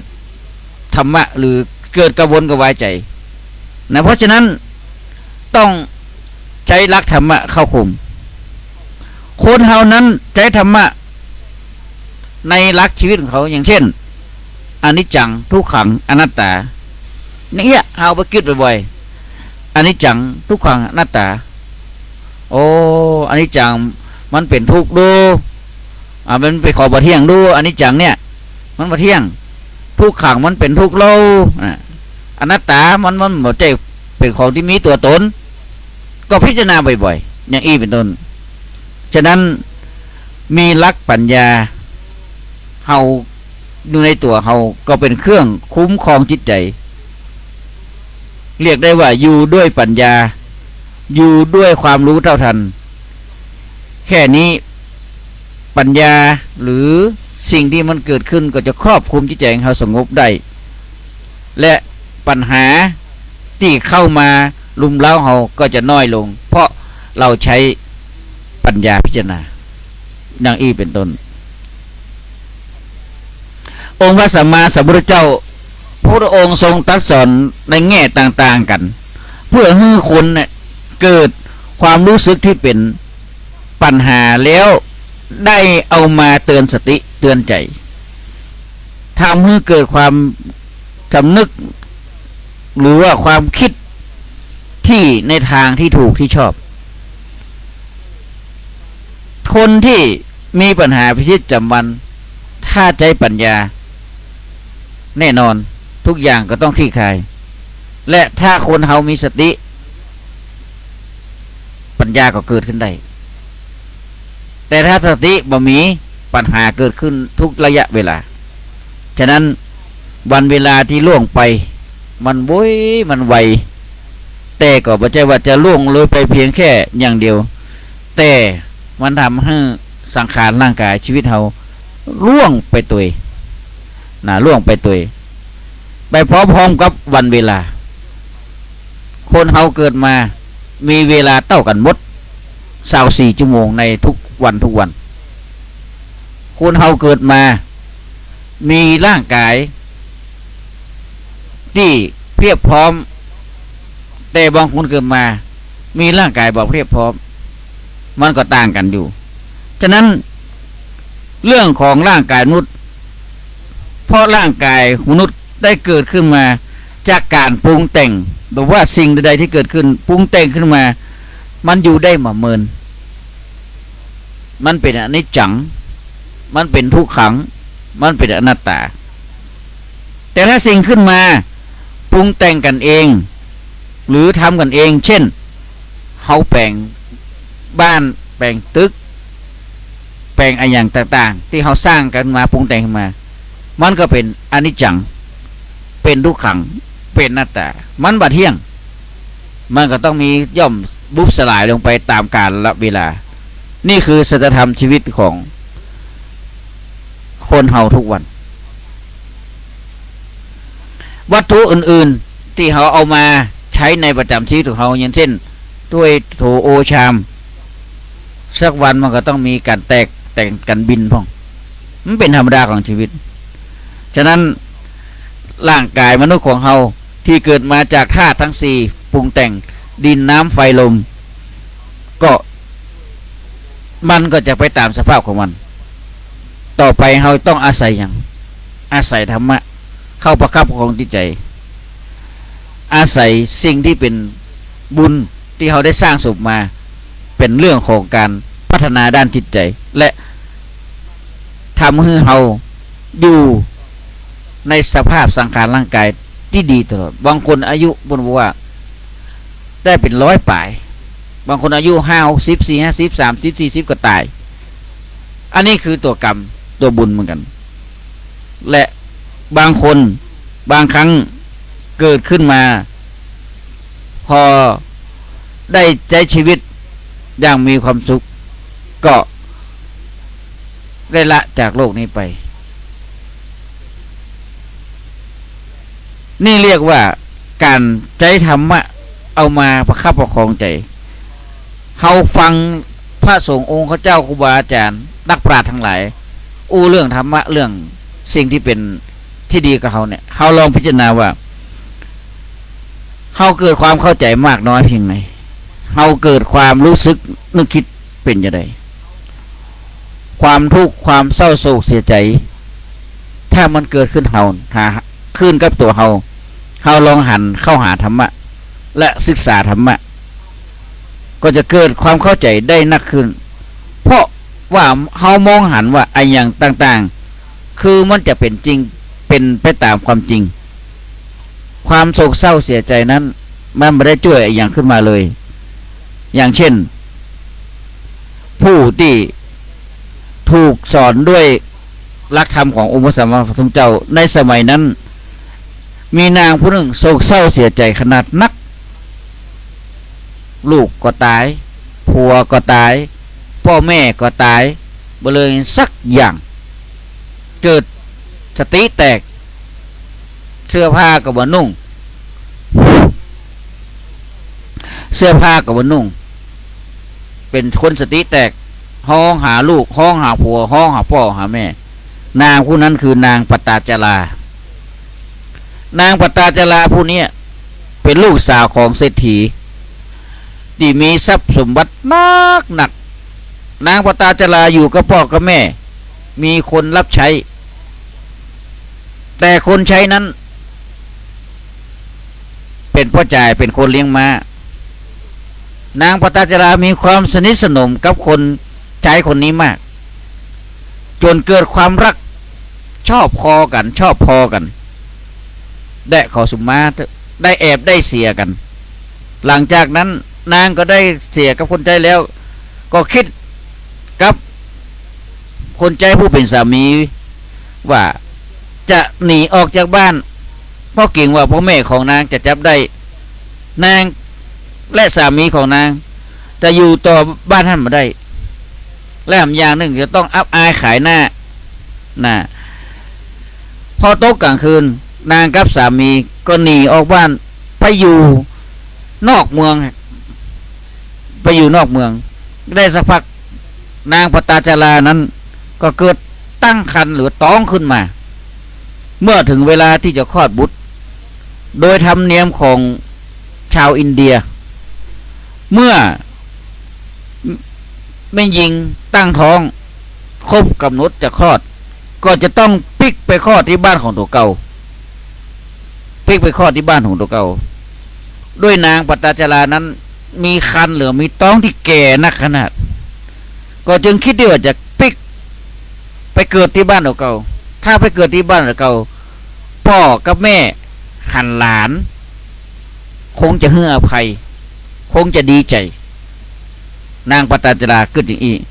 เพราะนางหวังว่าถ้าพ่อแม่ให้อภัยแล้วสามีคงจะได้มาอยู่ร่วมกันยังมีความสุขแต่อนิจจังตาญาติโยมทั้งหลายผัวนั้นบ่อยากจะให้นางไป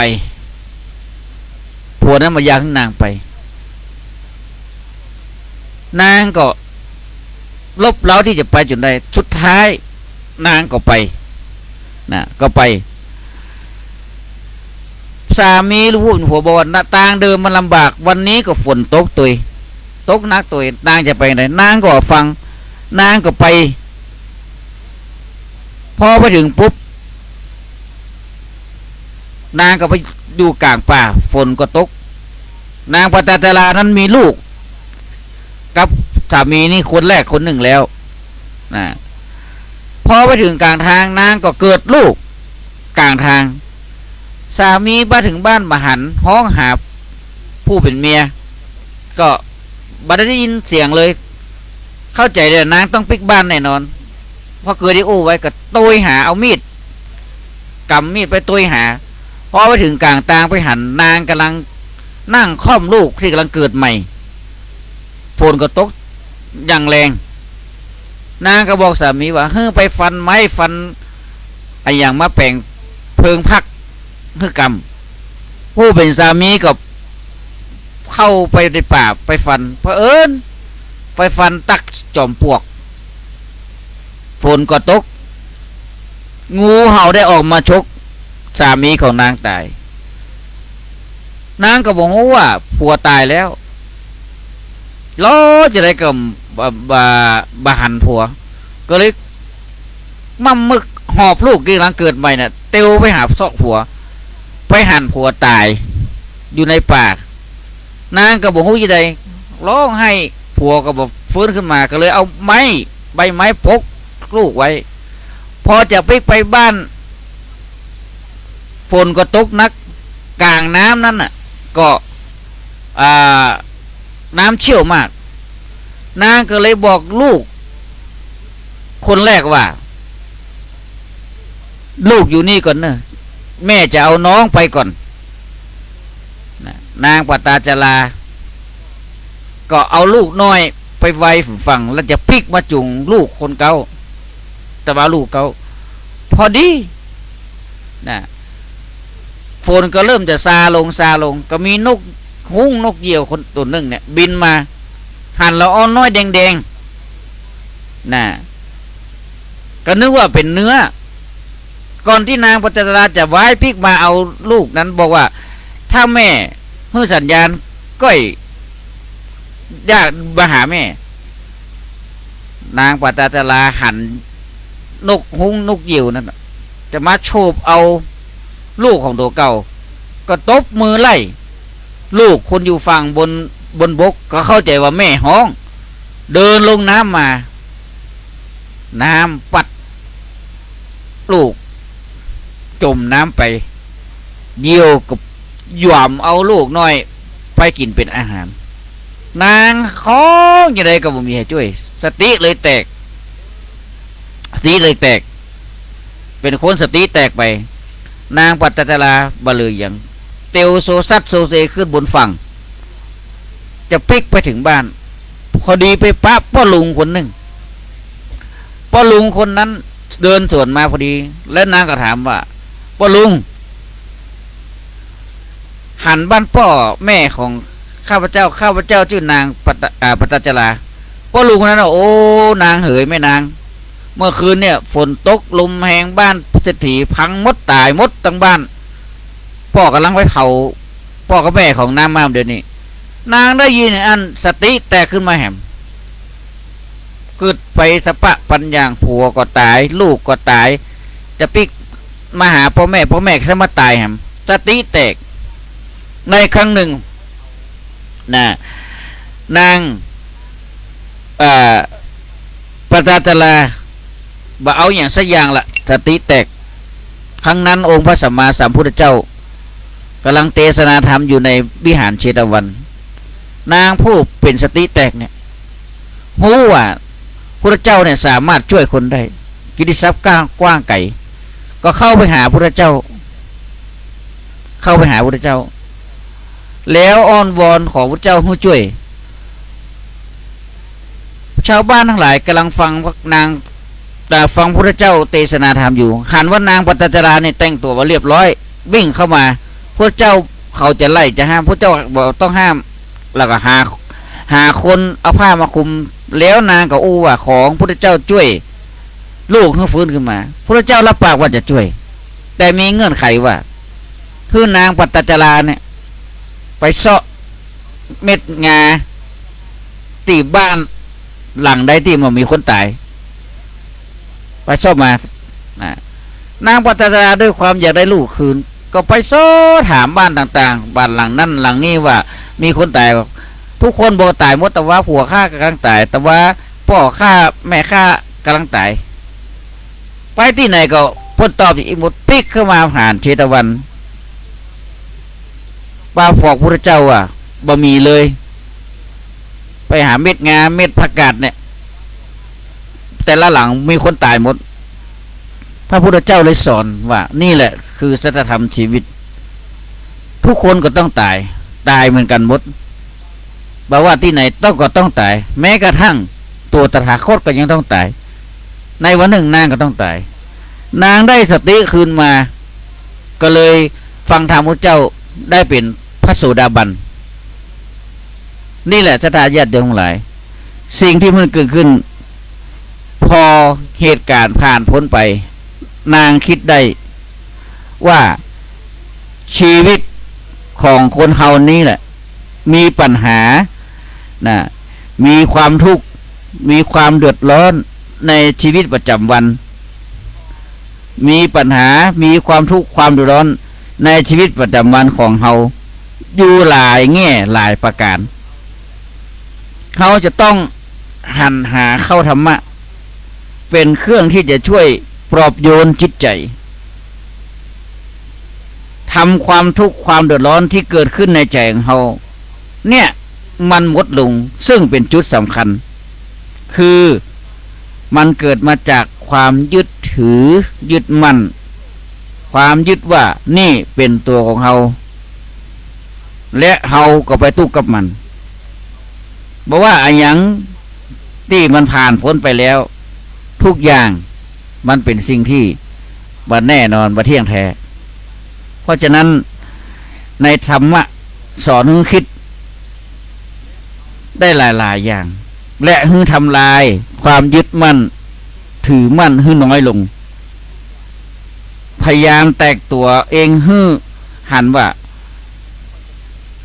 เป็นสิ่งที่บ่เที่ยงเมื่อเขาได้อะไรอย่างมาเขาควรบอกกับตัวเองให้รู้เสมอว่ามันจะอยู่ตัวเขาบ่ได้เหมือนนะเดี๋ยวมันก็จากไปแม้แต่ร่างกายของเขาเองหรือทรัพย์สินเงินทองที่เขาได้มามันอยู่ตัวเขาได้มาเหมือนหรอกเดี๋ยวมันก็หมดไปมันก็จากไปนี่แหละสัจธรรมชีวิตของทุกๆคนฉะนั้นการที่เขามีธรรมะอยู่ในใจเปรียบเสมือนเขามีเพชรมีทองมีสิ่งดีๆไว้กับตัวกับตนเพราะฉะนั้นเฮาสิ่งที่มนุษย์ต้องมีนั่นคือพรหมวิหารสี่คือเมตตากรุณามุทิตาอุเบกขาจะเป็นความสุขที่ยิ่งยวดในโลกธรรมโลกของธรรมะฉะนั้นวันนี้อาตมาภาพได้บรรยายไปได้ไปหลายแง่หลายอย่างแต่ที่สำคัญที่สุดคือตัวเขาเองและใจเขาเองท่านใดมีข้อสงสัยที่ไหนอย่างใดจะโทรเข้ามาคุยก็เชิญได้เนอะในช่วงเวลานี้นะ3:28 นาทีเกือบกึ่งละเนาะ097-239-0765สามารถโทรขึ้นมาคุยในรายการธรรมะก่อนนอนสดๆได้097-239-0765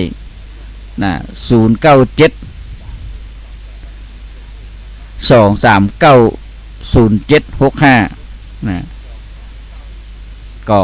สามารถโทรเข้ามาณโอกาสเวลานี้คิดว่าทุกท่านคงจะสดับรับฟังอยู่ส่วนที่ท่านที่ชมทาง Facebook ไลฟ์สิปัญจันทาณเวลานี้ก็ขออนุโมทนาสาธุเนอะมีหลายๆท่านมีถึงพระคุณเจ้าบ่สามารถที่จะได้นามได้หลายผู้หลายท่านจนครบถ้วนเนาะก็ขออนุโมทนาสาธุกับทุกท่านในส่วนของรายการธรรมะตอนนี้โทรเข้ามาแล้วสายแรกเจริญพรครับไว้ครับโอ้สาธุโยมพ่อบุญธรรมสั่งคำฟันวันนี้นัมเบอร์วันเลยอันดับ1ครับโอ้เป็นจะได้พ่องชีวิตของคนเฮาเนาะครับหลายๆอย่างที่พบเจอหลายๆอย่างที่ต้องเข้าถึงเข้าหามาข้อนั้นมดแต่มาข้อนั้นมดประจำบานก็ทำตายปู่ก็ตายปวดเชี่ยงเงี้ยเนาะแม่นนี่แหละสิ่งที่มันเกิดขึ้นในชีวิตบางครั้งบางคราวเฮาก็บ่นึกว่าฝันนะแต่ถ้าเฮาพูดว่ามันก็ต้องเป็นอย่างอีกเฮาก็ต้องโป่งให้ได้นะพ่อเนาะครับดีละอนุโมทนาพ่อบุญธรรมเด้อขอบคุณนั่นเจ้าของสถานีกำเนิดแม่อนงแม่อนงเพิ่นธรรมะถึงบ้านถึงจองอีเนาะแม่นถูกต้องป่ะเศรษฐีใจบุญเพิ่นแล้วก็ได้ทุนใจดีเนาะเศรษฐีใจบุญในทุนใจดีขอส่งความปรารถนาคือการงานอย่างก็ขอเจริญยิ่งขึ้นไปเนาะสาธุเน้อป่อเน้อเงินไหลกองคือทองก็ไหลมาเทมาอย่างสายน้ำเน้อแม่อนงเน้อสาธุโยมพ่อบุญธรรมก็ขอมีสุขภาพร่างกายแข็งแรงตัวเน้อแม่รัตนาตัวครับไว้สาธุบุญรักษาเจริญพรอันนี้ก็พ่อบุญธรรมสั่งคำฟั่นบ้านปุ่งหนองก็วันนี้เป็นนัมเบอร์วันนะเป็นสายแรกที่โทรเข้ามา มาแหมเครื่องหนึ่งก็คือจากบ้านหล่องเคาะเจริญพรใบชาพระครูเจ้าทำแม่เรือนบ้านแสนต่อเจ้าฟังชัดเจนดีเนาะสาธุเจ้าฟังแล้วได้อย่างกำไรชีวิตจะนักเนาะเจ้ากำลังใจมันจะนักเนอะสาธุโยมแม่เนอะก็เหมือนกันเขาให้แม่มีกำลังใจสู้ต่อไปเนาะเจ้าสาธุอย่าท้อแท้ถ้าใจเขามาอ่อนแอแล้วเขาก็เอาตัวบันไล่เนาะเจ้าอนุโมทนาแม่เรือนบ้านแสนตอนเด้อเจ้าสาธุเจ้าแม่เรือนบ้านแสนต่ออำเภอหล่องเคาะตำบลหล่องเคาะก็อำเภอวังเหนือนะตำบลหล่องเคาะอันนี้ก็เป็นญาติธรรมโยมแม่เพิ่นเป็นโรคขึ้นหอบเนาะไปไหนก็ยากแม่เรือนแต่เพิ่นก็จะโทรมาจะเอะเนาะก็อนุโมทนาสาธุในส่วนของพ่อบุญธรรมก็อยู่บ้านโป่งหนอง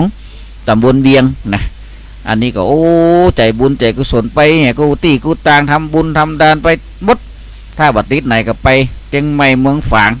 ลำปางลำปูนไปมดนะอันนี้ก็คือกลุ่มขึ้นสีขาวชะตาญาติโยมที่ติดตามกันมาโดยตลอดเนาะในส่วนของรายการธรรมะก่อนนอนก็ไล่สดออกอากาศสดๆนะให้สถาญาติโยมสาธุชนทั้งหลายได้สดับรับฟังโดยเฉพาะแล้วเจ้าของสถานีนะปุ่นก็มีจิตเจตนาอันเป็นบุญเป็นกุศลอย่างยิ่งนะถ้าเฮามีท่านเจ้าของสถานีตู้เจ้าก็ได้ออกรายการบ่ได้มีธรรมะดังวิทยุนะแต่ที่สำคัญนะสถาญาติโยมต้องมีวิทยุ แล้วก็ตั้งไว้ 94.50 ไม่ขาดจานเมลเดิร์นเรดิโอนะเอาฮับสายเด้อเจริญพรไปจ้าปูสันปลัดเจ้าสาธุมาแล้วเนอไม่ไรวันนี้บ่เบี้ยวนะฟังอยู่ฟังอยู่อนุโมทนาเจ้าเจนดีแท้เนาะเจ้าฝนโอ้ทำมาวันนี้หนวดทำมาวันนี้หนวดวันนี้หนวดเนาะหลายอย่างหลายอันในคุณภาพชีวิตของเฮาเนาะเจ้าเพราะฉะนั้นก็ฟังถ้ามันเสร็จแบบนี้ถ้ามันเสร็จถ้ามันได้กันบรรยายก็ได้มาบรรยายเจ้าเนาะอนุโมทนาแม่ไรเน้อเจ้าเป็นกำลังใจเน้อสาธุบุญรักษาแม่เจริญพรสาธุเจ้าแม่ไรปราบติจะบันหม้อสันทรายอันนี้ก็เป็นญาติธรรมที่ฟังด้วยกันตลอดถ้าวันใดอาตมาได้ออกรายการแกก็จะโทรมาครูบาเป็นยังบอกรายการดักปิ้งนะอันนี้ก็ขอบคุณโมทนาเนอะติบละบลืมต่าง Facebook ไลฟ์สิปัญจันทาก็มีมากมายหลายผู้หลายท่านเนาะที่ได้เข้ามาชมได้มาชมได้มาฟังการถ่ายทอดสดของอาตมาภาพเนาะก็มีหลายผู้หลายท่านนะอันนี้ก็ตอนโมทนาสาธุกับคุณอัมพรกันน้ำมีนะคุณบัวตองนะครับแล้วก็ใคร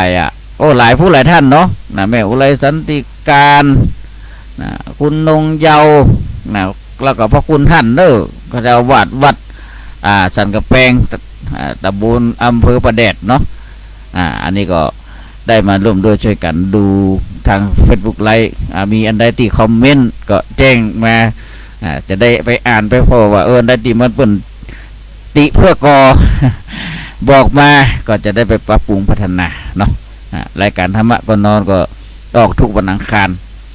อย่างที่ที่ไปวันใดถ้ามันดักปิ้งนี่นะก็แสดงว่ามีภารกิจเนาะก็จะฝากท่านพระครูปลัดณัฐพงษ์แจ้งให้สถาญาติโยมฟังว่าวันนี้ครูบาสิงห์ได้ออกเด้อนี่ติดท่านติดนี่ว่าไปเนาะแสงสัญญาณได้มาอยู่3 สายนะท่านใดที่จะโทรเข้ามาก็เจริญพรเนอะบอกเบอร์ตลอดย้ำตลอดเนาะ097-239-0765โทรเข้ามาได้คุยอู้จ่าภาษาธรรมกันได้รายการนี้เป็นรายการสดนะถ่ายทอดกันอู้กันสดๆนะถึงเวลา4 ทุ่มนะหรือ10 โมงเมื่อคืนโอ้อยู่แม่อนงบนเฮือเวลาถึง2 ชั่วโมงกันนะอาตมาภาพเนาะวันอังคารเนี่ย2 ชั่วโมงนะถ้าเป็นกลางตอนเย็นกับพระครูปลัดณัฐพงษ์ หรือว่าตุปินัทวัดดอนจันทร์บ้านประจันเนี่ยก็จะเป็นช่วงเวลา6 โมงถึง6 โมงครึ่งและ7 โมงครึ่งออกครับนี่นะแล้วก็ทุกวันเสาร์อาทิตย์จะมีวัดพระเดชพระคุณหลวงพ่อเจ้าคณะอำเภอวัดต่างต่ำท่านพระครูปริธานธรรมทินวัดดอยจอมพอหรือตุลุมดอยท่านพระครูวริยรัตนโชติเจ้าคณะตำบลปางงิ้ววัดล่องกูก็จะมาจัดรายการกันนะในส่วนของคณะสงฆ์อำเภอเวียงป่าเป้าก็จะมีแล้วก็วันผู้ซื้อก็จะเป็นวันจันทร์วันคารก็ท่านครูบาสมานตุลุงสมานครูบาสมานเจ้าวาดวัดปางเงะก็จัดรายการกันก็ได้ความอนุเคราะห์เมตตาจากท่านเจ้าของสถานีคุณแม่อนงพรหมมินทร์หรือคุณทิติรัตน์พรหมมินทร์นะได้ถวายเวลาเป็นช่วงระยะเวลาต่างๆใครดีๆได้สตับรับฟังธรรมะเป็นโอโสทิพย์เนาะก็ฟังให้มันเป็นสิ่งที่ดีพินิจพิจารณาการฟังธรรมะก็ต้องใจโยนิโสมนสิการเหมือนกันมันตึกตรองพิจารณา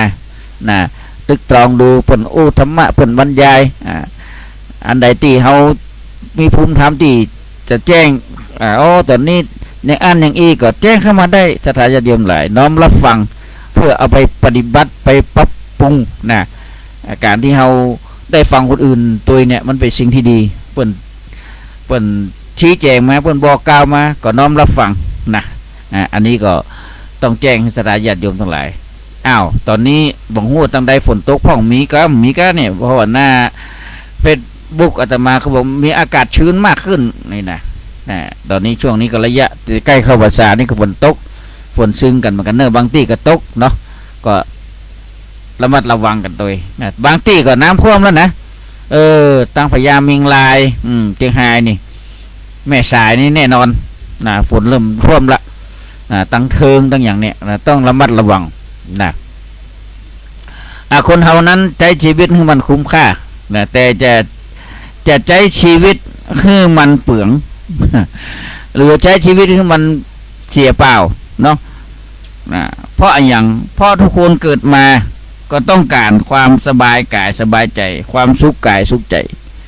แต่ดังเฮาได้รู้กันทุกอย่างนั้นมันมาด้วยกันมีสุขแล้วก็ต้องมีทุกข์มีพบก็ต้องมีจากสิ่งที่มันเกิดขึ้นเป็นสัจธรรมชีวิตของทุกคนฉะนั้นในการที่เราได้พบเจอสิ่งอย่างก็ตามอย่างเข้าพรรษาเนี่ยก็จะมีการเทศธรรมทุกสินเลยเป็นกำไรชีวิตของเราอย่างหนึ่งที่เราได้ฟังธรรมเนื้อหาสาระธรรมะก็เป็นเรื่องของการที่เขาจะได้นำมาประพฤติปฏิบัติก็จะมีศรัทธาญาติโยมครับเป็นกันเทศศีลนั้นกัน2กันว่าไปเนาะ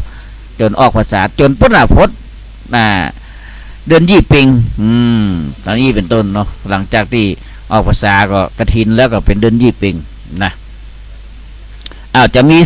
ท่านใดโทรเข้ามาแหมก็เจริญพรได้เนอะย้ำเบอร์ให้ตลอดเนอะ0972390765รายการธรรมะก่อนนอนอาตมาภาพในค่ำคืนนี้ไพลาผ่านมาแล้ว3:40 นาทีเรื่อง20 นาทีเขาก็จะได้อำลาจากกันไปในช่วงเวลาเพราะว่าอาตมาจัดแค่วันเดียวแต่ก่อนจัดวันศุกร์ก็งานมันหนักชะตาญาติโยมทั้งหลายเลยแจ้งไปทางท่านผอ.สถานีคือท่านพระครูอภิวัตรพัฒนาวิกรมหรือพระอาจารย์บรรยงถึงตอนนี้ลงตำแหน่งเป็นรองเจ้าคณะอำเภอดอยหล่อก็ขอบอกวันศุกร์ไปให้ท่านอื่นเถอะก็ออกเฉพาะวันอังคารวันเดียวแต่ได้2 ชั่วโมงก่อน2 ทุ่มโดยประมาณจนถึง4 ทุ่มอันนี้ก็เป็นเรื่องของการจัดการบริหารในเครือข่ายขึ้นสีขาวเพื่อชาวชาเนาะก็ขอย้ำแห่งกำเนิดในวันที่27กรกฎาคมเนี่ยท่านใดที่ว่างก็ขอไปร่วมด้วยช่วยกันในการที่เขาจะได้ไปพัดเพียวพัฒนาตีม่อนภาษี2 เมืองเพราะว่าวันแฮม1 ค่ำเขาก็จะได้ไปทำบุญส่งน้ำภาษี2 เมืองในวันที่27นั่นก็คือได้ห่อข้าวห่อน้ำไปกินกันบุญหนึ่งห่อข้าวห่อน้ำไปกินกันเนาะ นะส่วนอาตมาภาพนี่วันจันทร์นี่ติดสอนเน้นอยู่นะเดี๋ยวจะดูก่อนว่าจะได้ไปช่วงเวลาใดเพราะว่าสอนสามเณรโรงเรียนวัดปะงิ้วเนี่ยวัน6 คาบ6 คาบม.1 ถึงม.6ถ้ามันลานักก็บอกใครดีเนาะ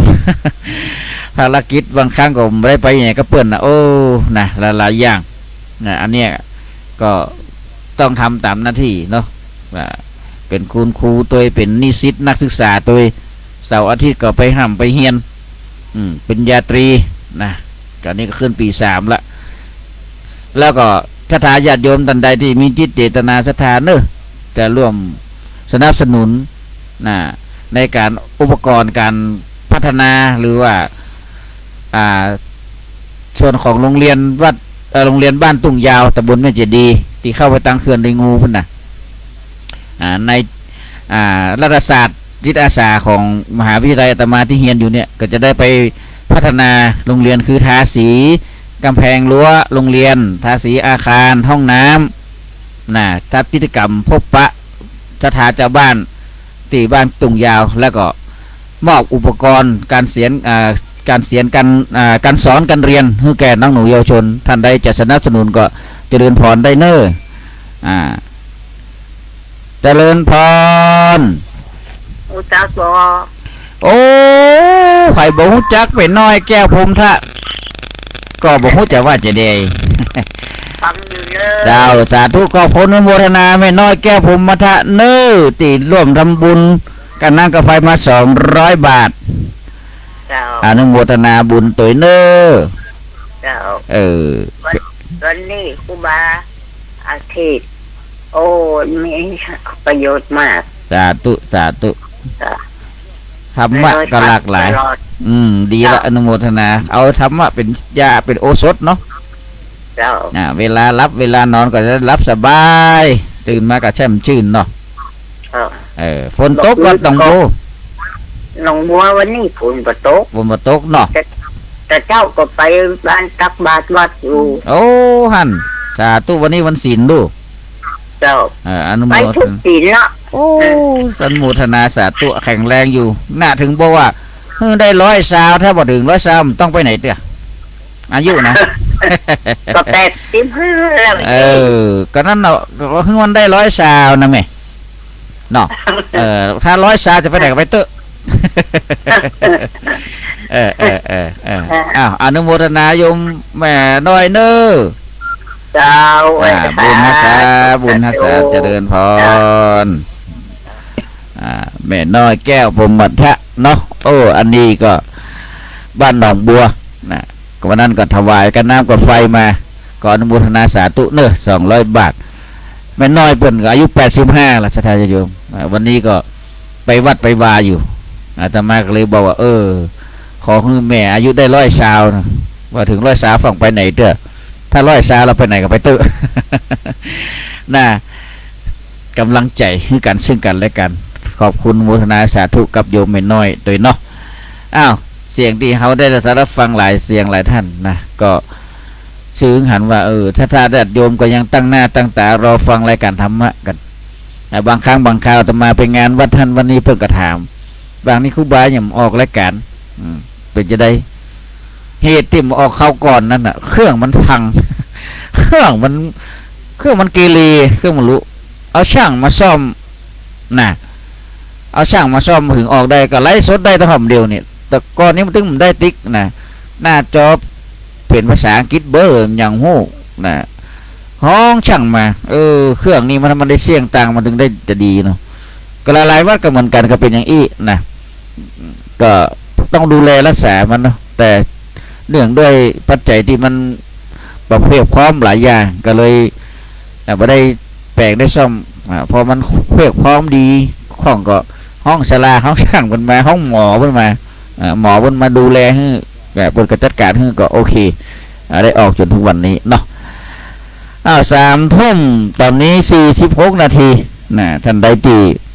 จะโทรเข้ามาในช่วงนี้ก็ยังได้อยู่เนอะนะยังได้อยู่ในส่วนของรายการธรรมะก่อนนอนนะซึ่งจัดโดยอาตมาภาพครูบาศรีมื่นเนาะเจ้าวัดวัดสันกุทองในส่วนของ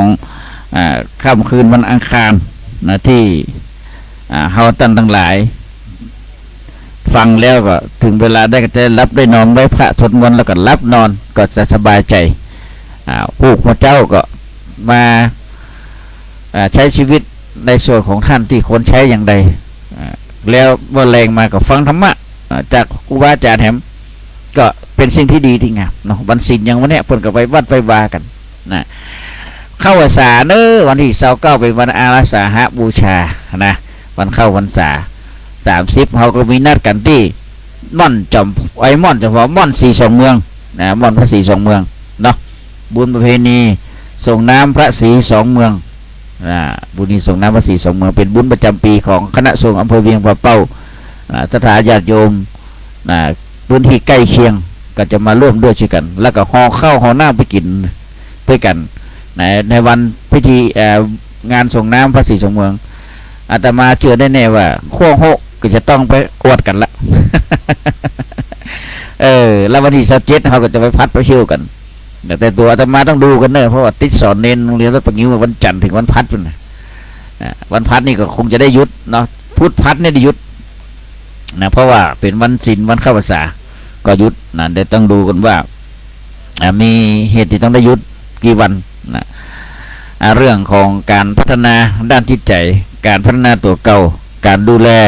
ตัวเองก็เป็นสิ่งสำคัญถ้าญาติโยมในยุคปัจจุบันยุคของโลกที่มันไปไกลล้ำหน้าบางสิ่งบางอย่างเขาก็บัดโธ่เท่าทัน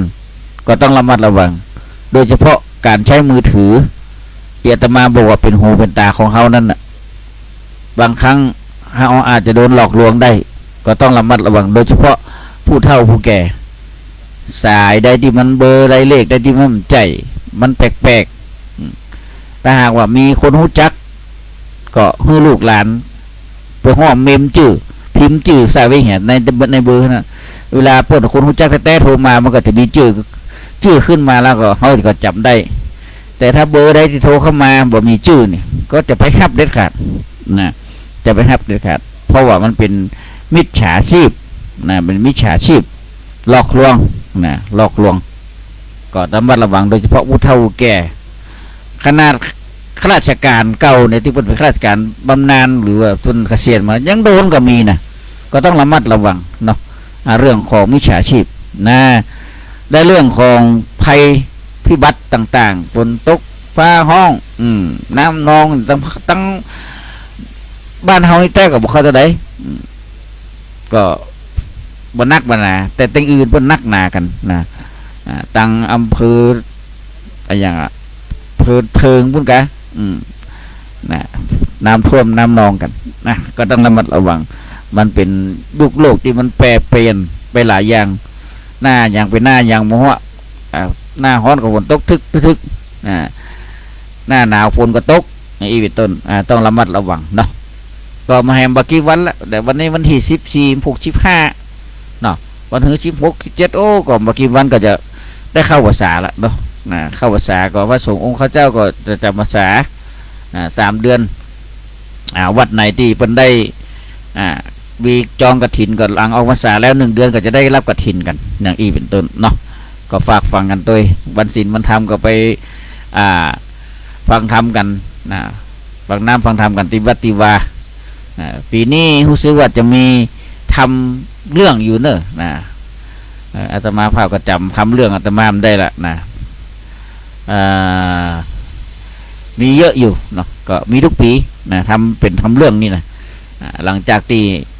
อาตมาเทศออกภาษาอย่างมดทับแล้วก็จะเอาทำนั้นมาเทศถึงสถานญาติโยมฟังดังรายการมิยุมกรรมเพราะแต่ละวัดทำอาจจะบ่เหมือนกันนะทำเทศในระหว่างพรรษานะอันนี้ก็แจ้งถึงสถานญาติโยมทั้งหลายได้รับทราบนะที่เขาเป็นกัลยาณมิตรเป็นญาติธรรมด้วยกันนะดูแลกันมาหรือว่าฟังกันมาหรือว่าเป็น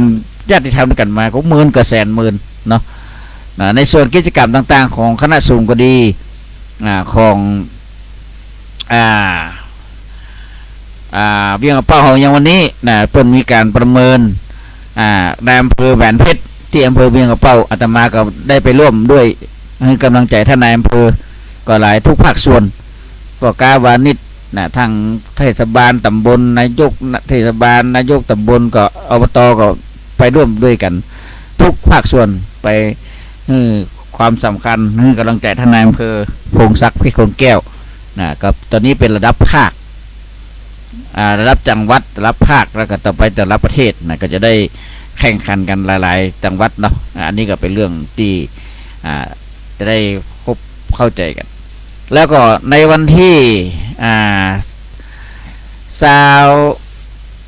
ถ้ามาจำพิกับ23หรือ24เนี่ยเนาะจะมีการ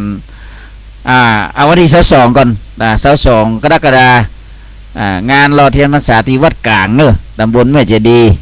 วัดกลางตำบลแม่เจดีย์รอเทียนพรรษาที่วัดกลางเนาะแล้วก็ประมาณ23หรือ24เนี่ยนะก็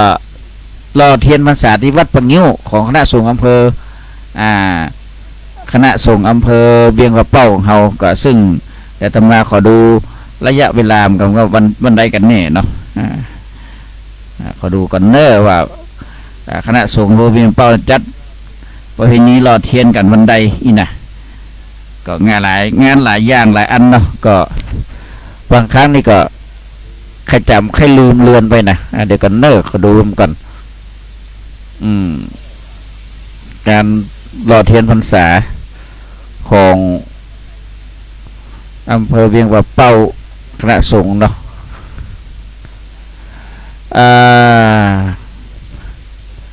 แบบหนึ่งเนาะคิดว่าคงจะเป็นว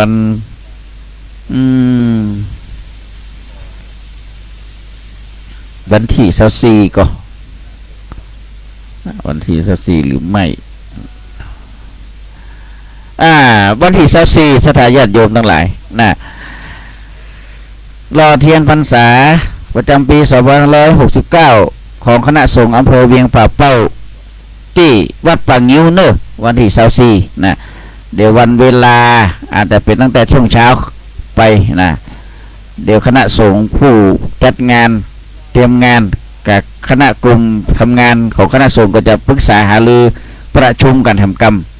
แต่สรุปได้ข้อสรุปได้ว่าวันที่24เนาะ24เนาะอันนี้ก็แจ้งสถานญาติโยมทั้งหลายเด้อคณะสงฆ์อำเภอเวียงป่าเป้าจะได้ไปร่วมด้วยช่วยกันทำกิจกรรมพิเศษในวันเข้าวันสกรวันเข้าพรรษาเนี่ยเนาะก็คือวันที่24กรกฎาคมรอเทียนพรรษาที่วัดป่างิ้ว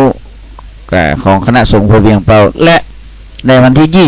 22ในวันที่22กรกฎาคมมีกิจกรรมรอเทียนพรรษาที่วัดกลางตำบลแม่เจดีย์ตำบลตมาดีอยู่เนี่ยเนาะก็เรียนเชิญเจริญพรเนอไปร่วมด้วยช่วยกันตอนนี้เหลือ6 นาทีคงจะไม่มีใครที่จะ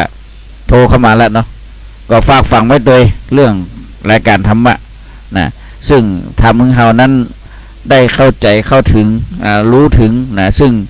องค์พระสัมมาสัมพุทธเจ้าพระองค์ทรงสั่งสอนเข้ามาถึงแม้ว่าพระพุทธองค์นั้นในอดีตพระองค์ก็เป็นลูกกษัตริย์ก็ยังสละพระราชสมบัติหนีออกบวชมาจนได้ตรัสรู้อนุตตรสัมมาสัมพุทธญาณเป็นพระสัมมาสัมพุทธเจ้าแล้วก็สอนเข้ามาตั้งแต่ 2,000 กว่าปีมาละตอนนี้ก็2,569 ปีละถ้าครบ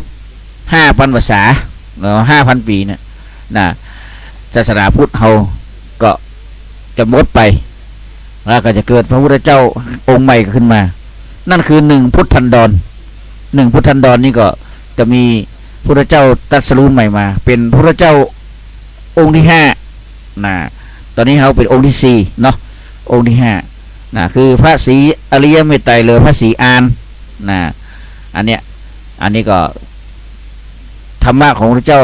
ของเฮายังอยู่ทุกมื้อทุกวันนี้ก็เหมือนพระเจ้าอยู่กับเฮาฉะนั้นฝากฝังตัวเนาะเรื่องการแต่ชีวิตการดำรงชีวิตการคิดการอ่านหรือการกระทำต่างๆขอให้มีสติมาปัญญาเกิดสติเตลิดเกิดปัญหาถ้าฉะนั้นรักธรรมะจุยใดก็ขอทุกท่านทุกคนนั้นได้รักษาบนห้องรักษาศาสนาเขาเนี่ยให้มันยั่งยืนถึง 5,000 ภาษาได้เพราะ พุทธเจ้าได้กล่าวกับเฮาไว้แล้วว่าฝากศาสนาไว้กับหมู่เฮาท่านทั้งหลายเพื่อด้วยกันดูแลประคับประคองนะพระสงฆ์องค์เจ้าที่อยู่ในวัดวาก็ดูแลตามสมควรตามฐานะข่าวอันใดที่มันเป็นดังลบเฮาก็ดูแล้วก็พิจารณาใจโยนิโสมนสิการมันตึกตรองพิจารณาให้ดีจะไปเมาเดียวเอาตรงเข่งนี่มันไม่ได้เนาะมันก็จะเสียหายหมดเขาก็จะลักษณะเขาก็จะเสื่อมเสียมัวหมองอันพระเจ้าบอกว่าร่างกายที่มันเป็นเนื้อร้ายเนี่ยตัดเอาไปว่ารักษาชีวิตไว้กว่าเหมือนกันอันใดนี้เป็นเนื้อร้ายก็ตัดทิ้ง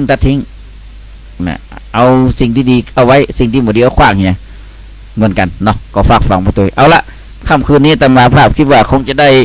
เวลาอันเป็นสมควรแก่เวลาในการจัดรายการธรรมะก่อนนอนในค่ำคืนนี้ซึ่ง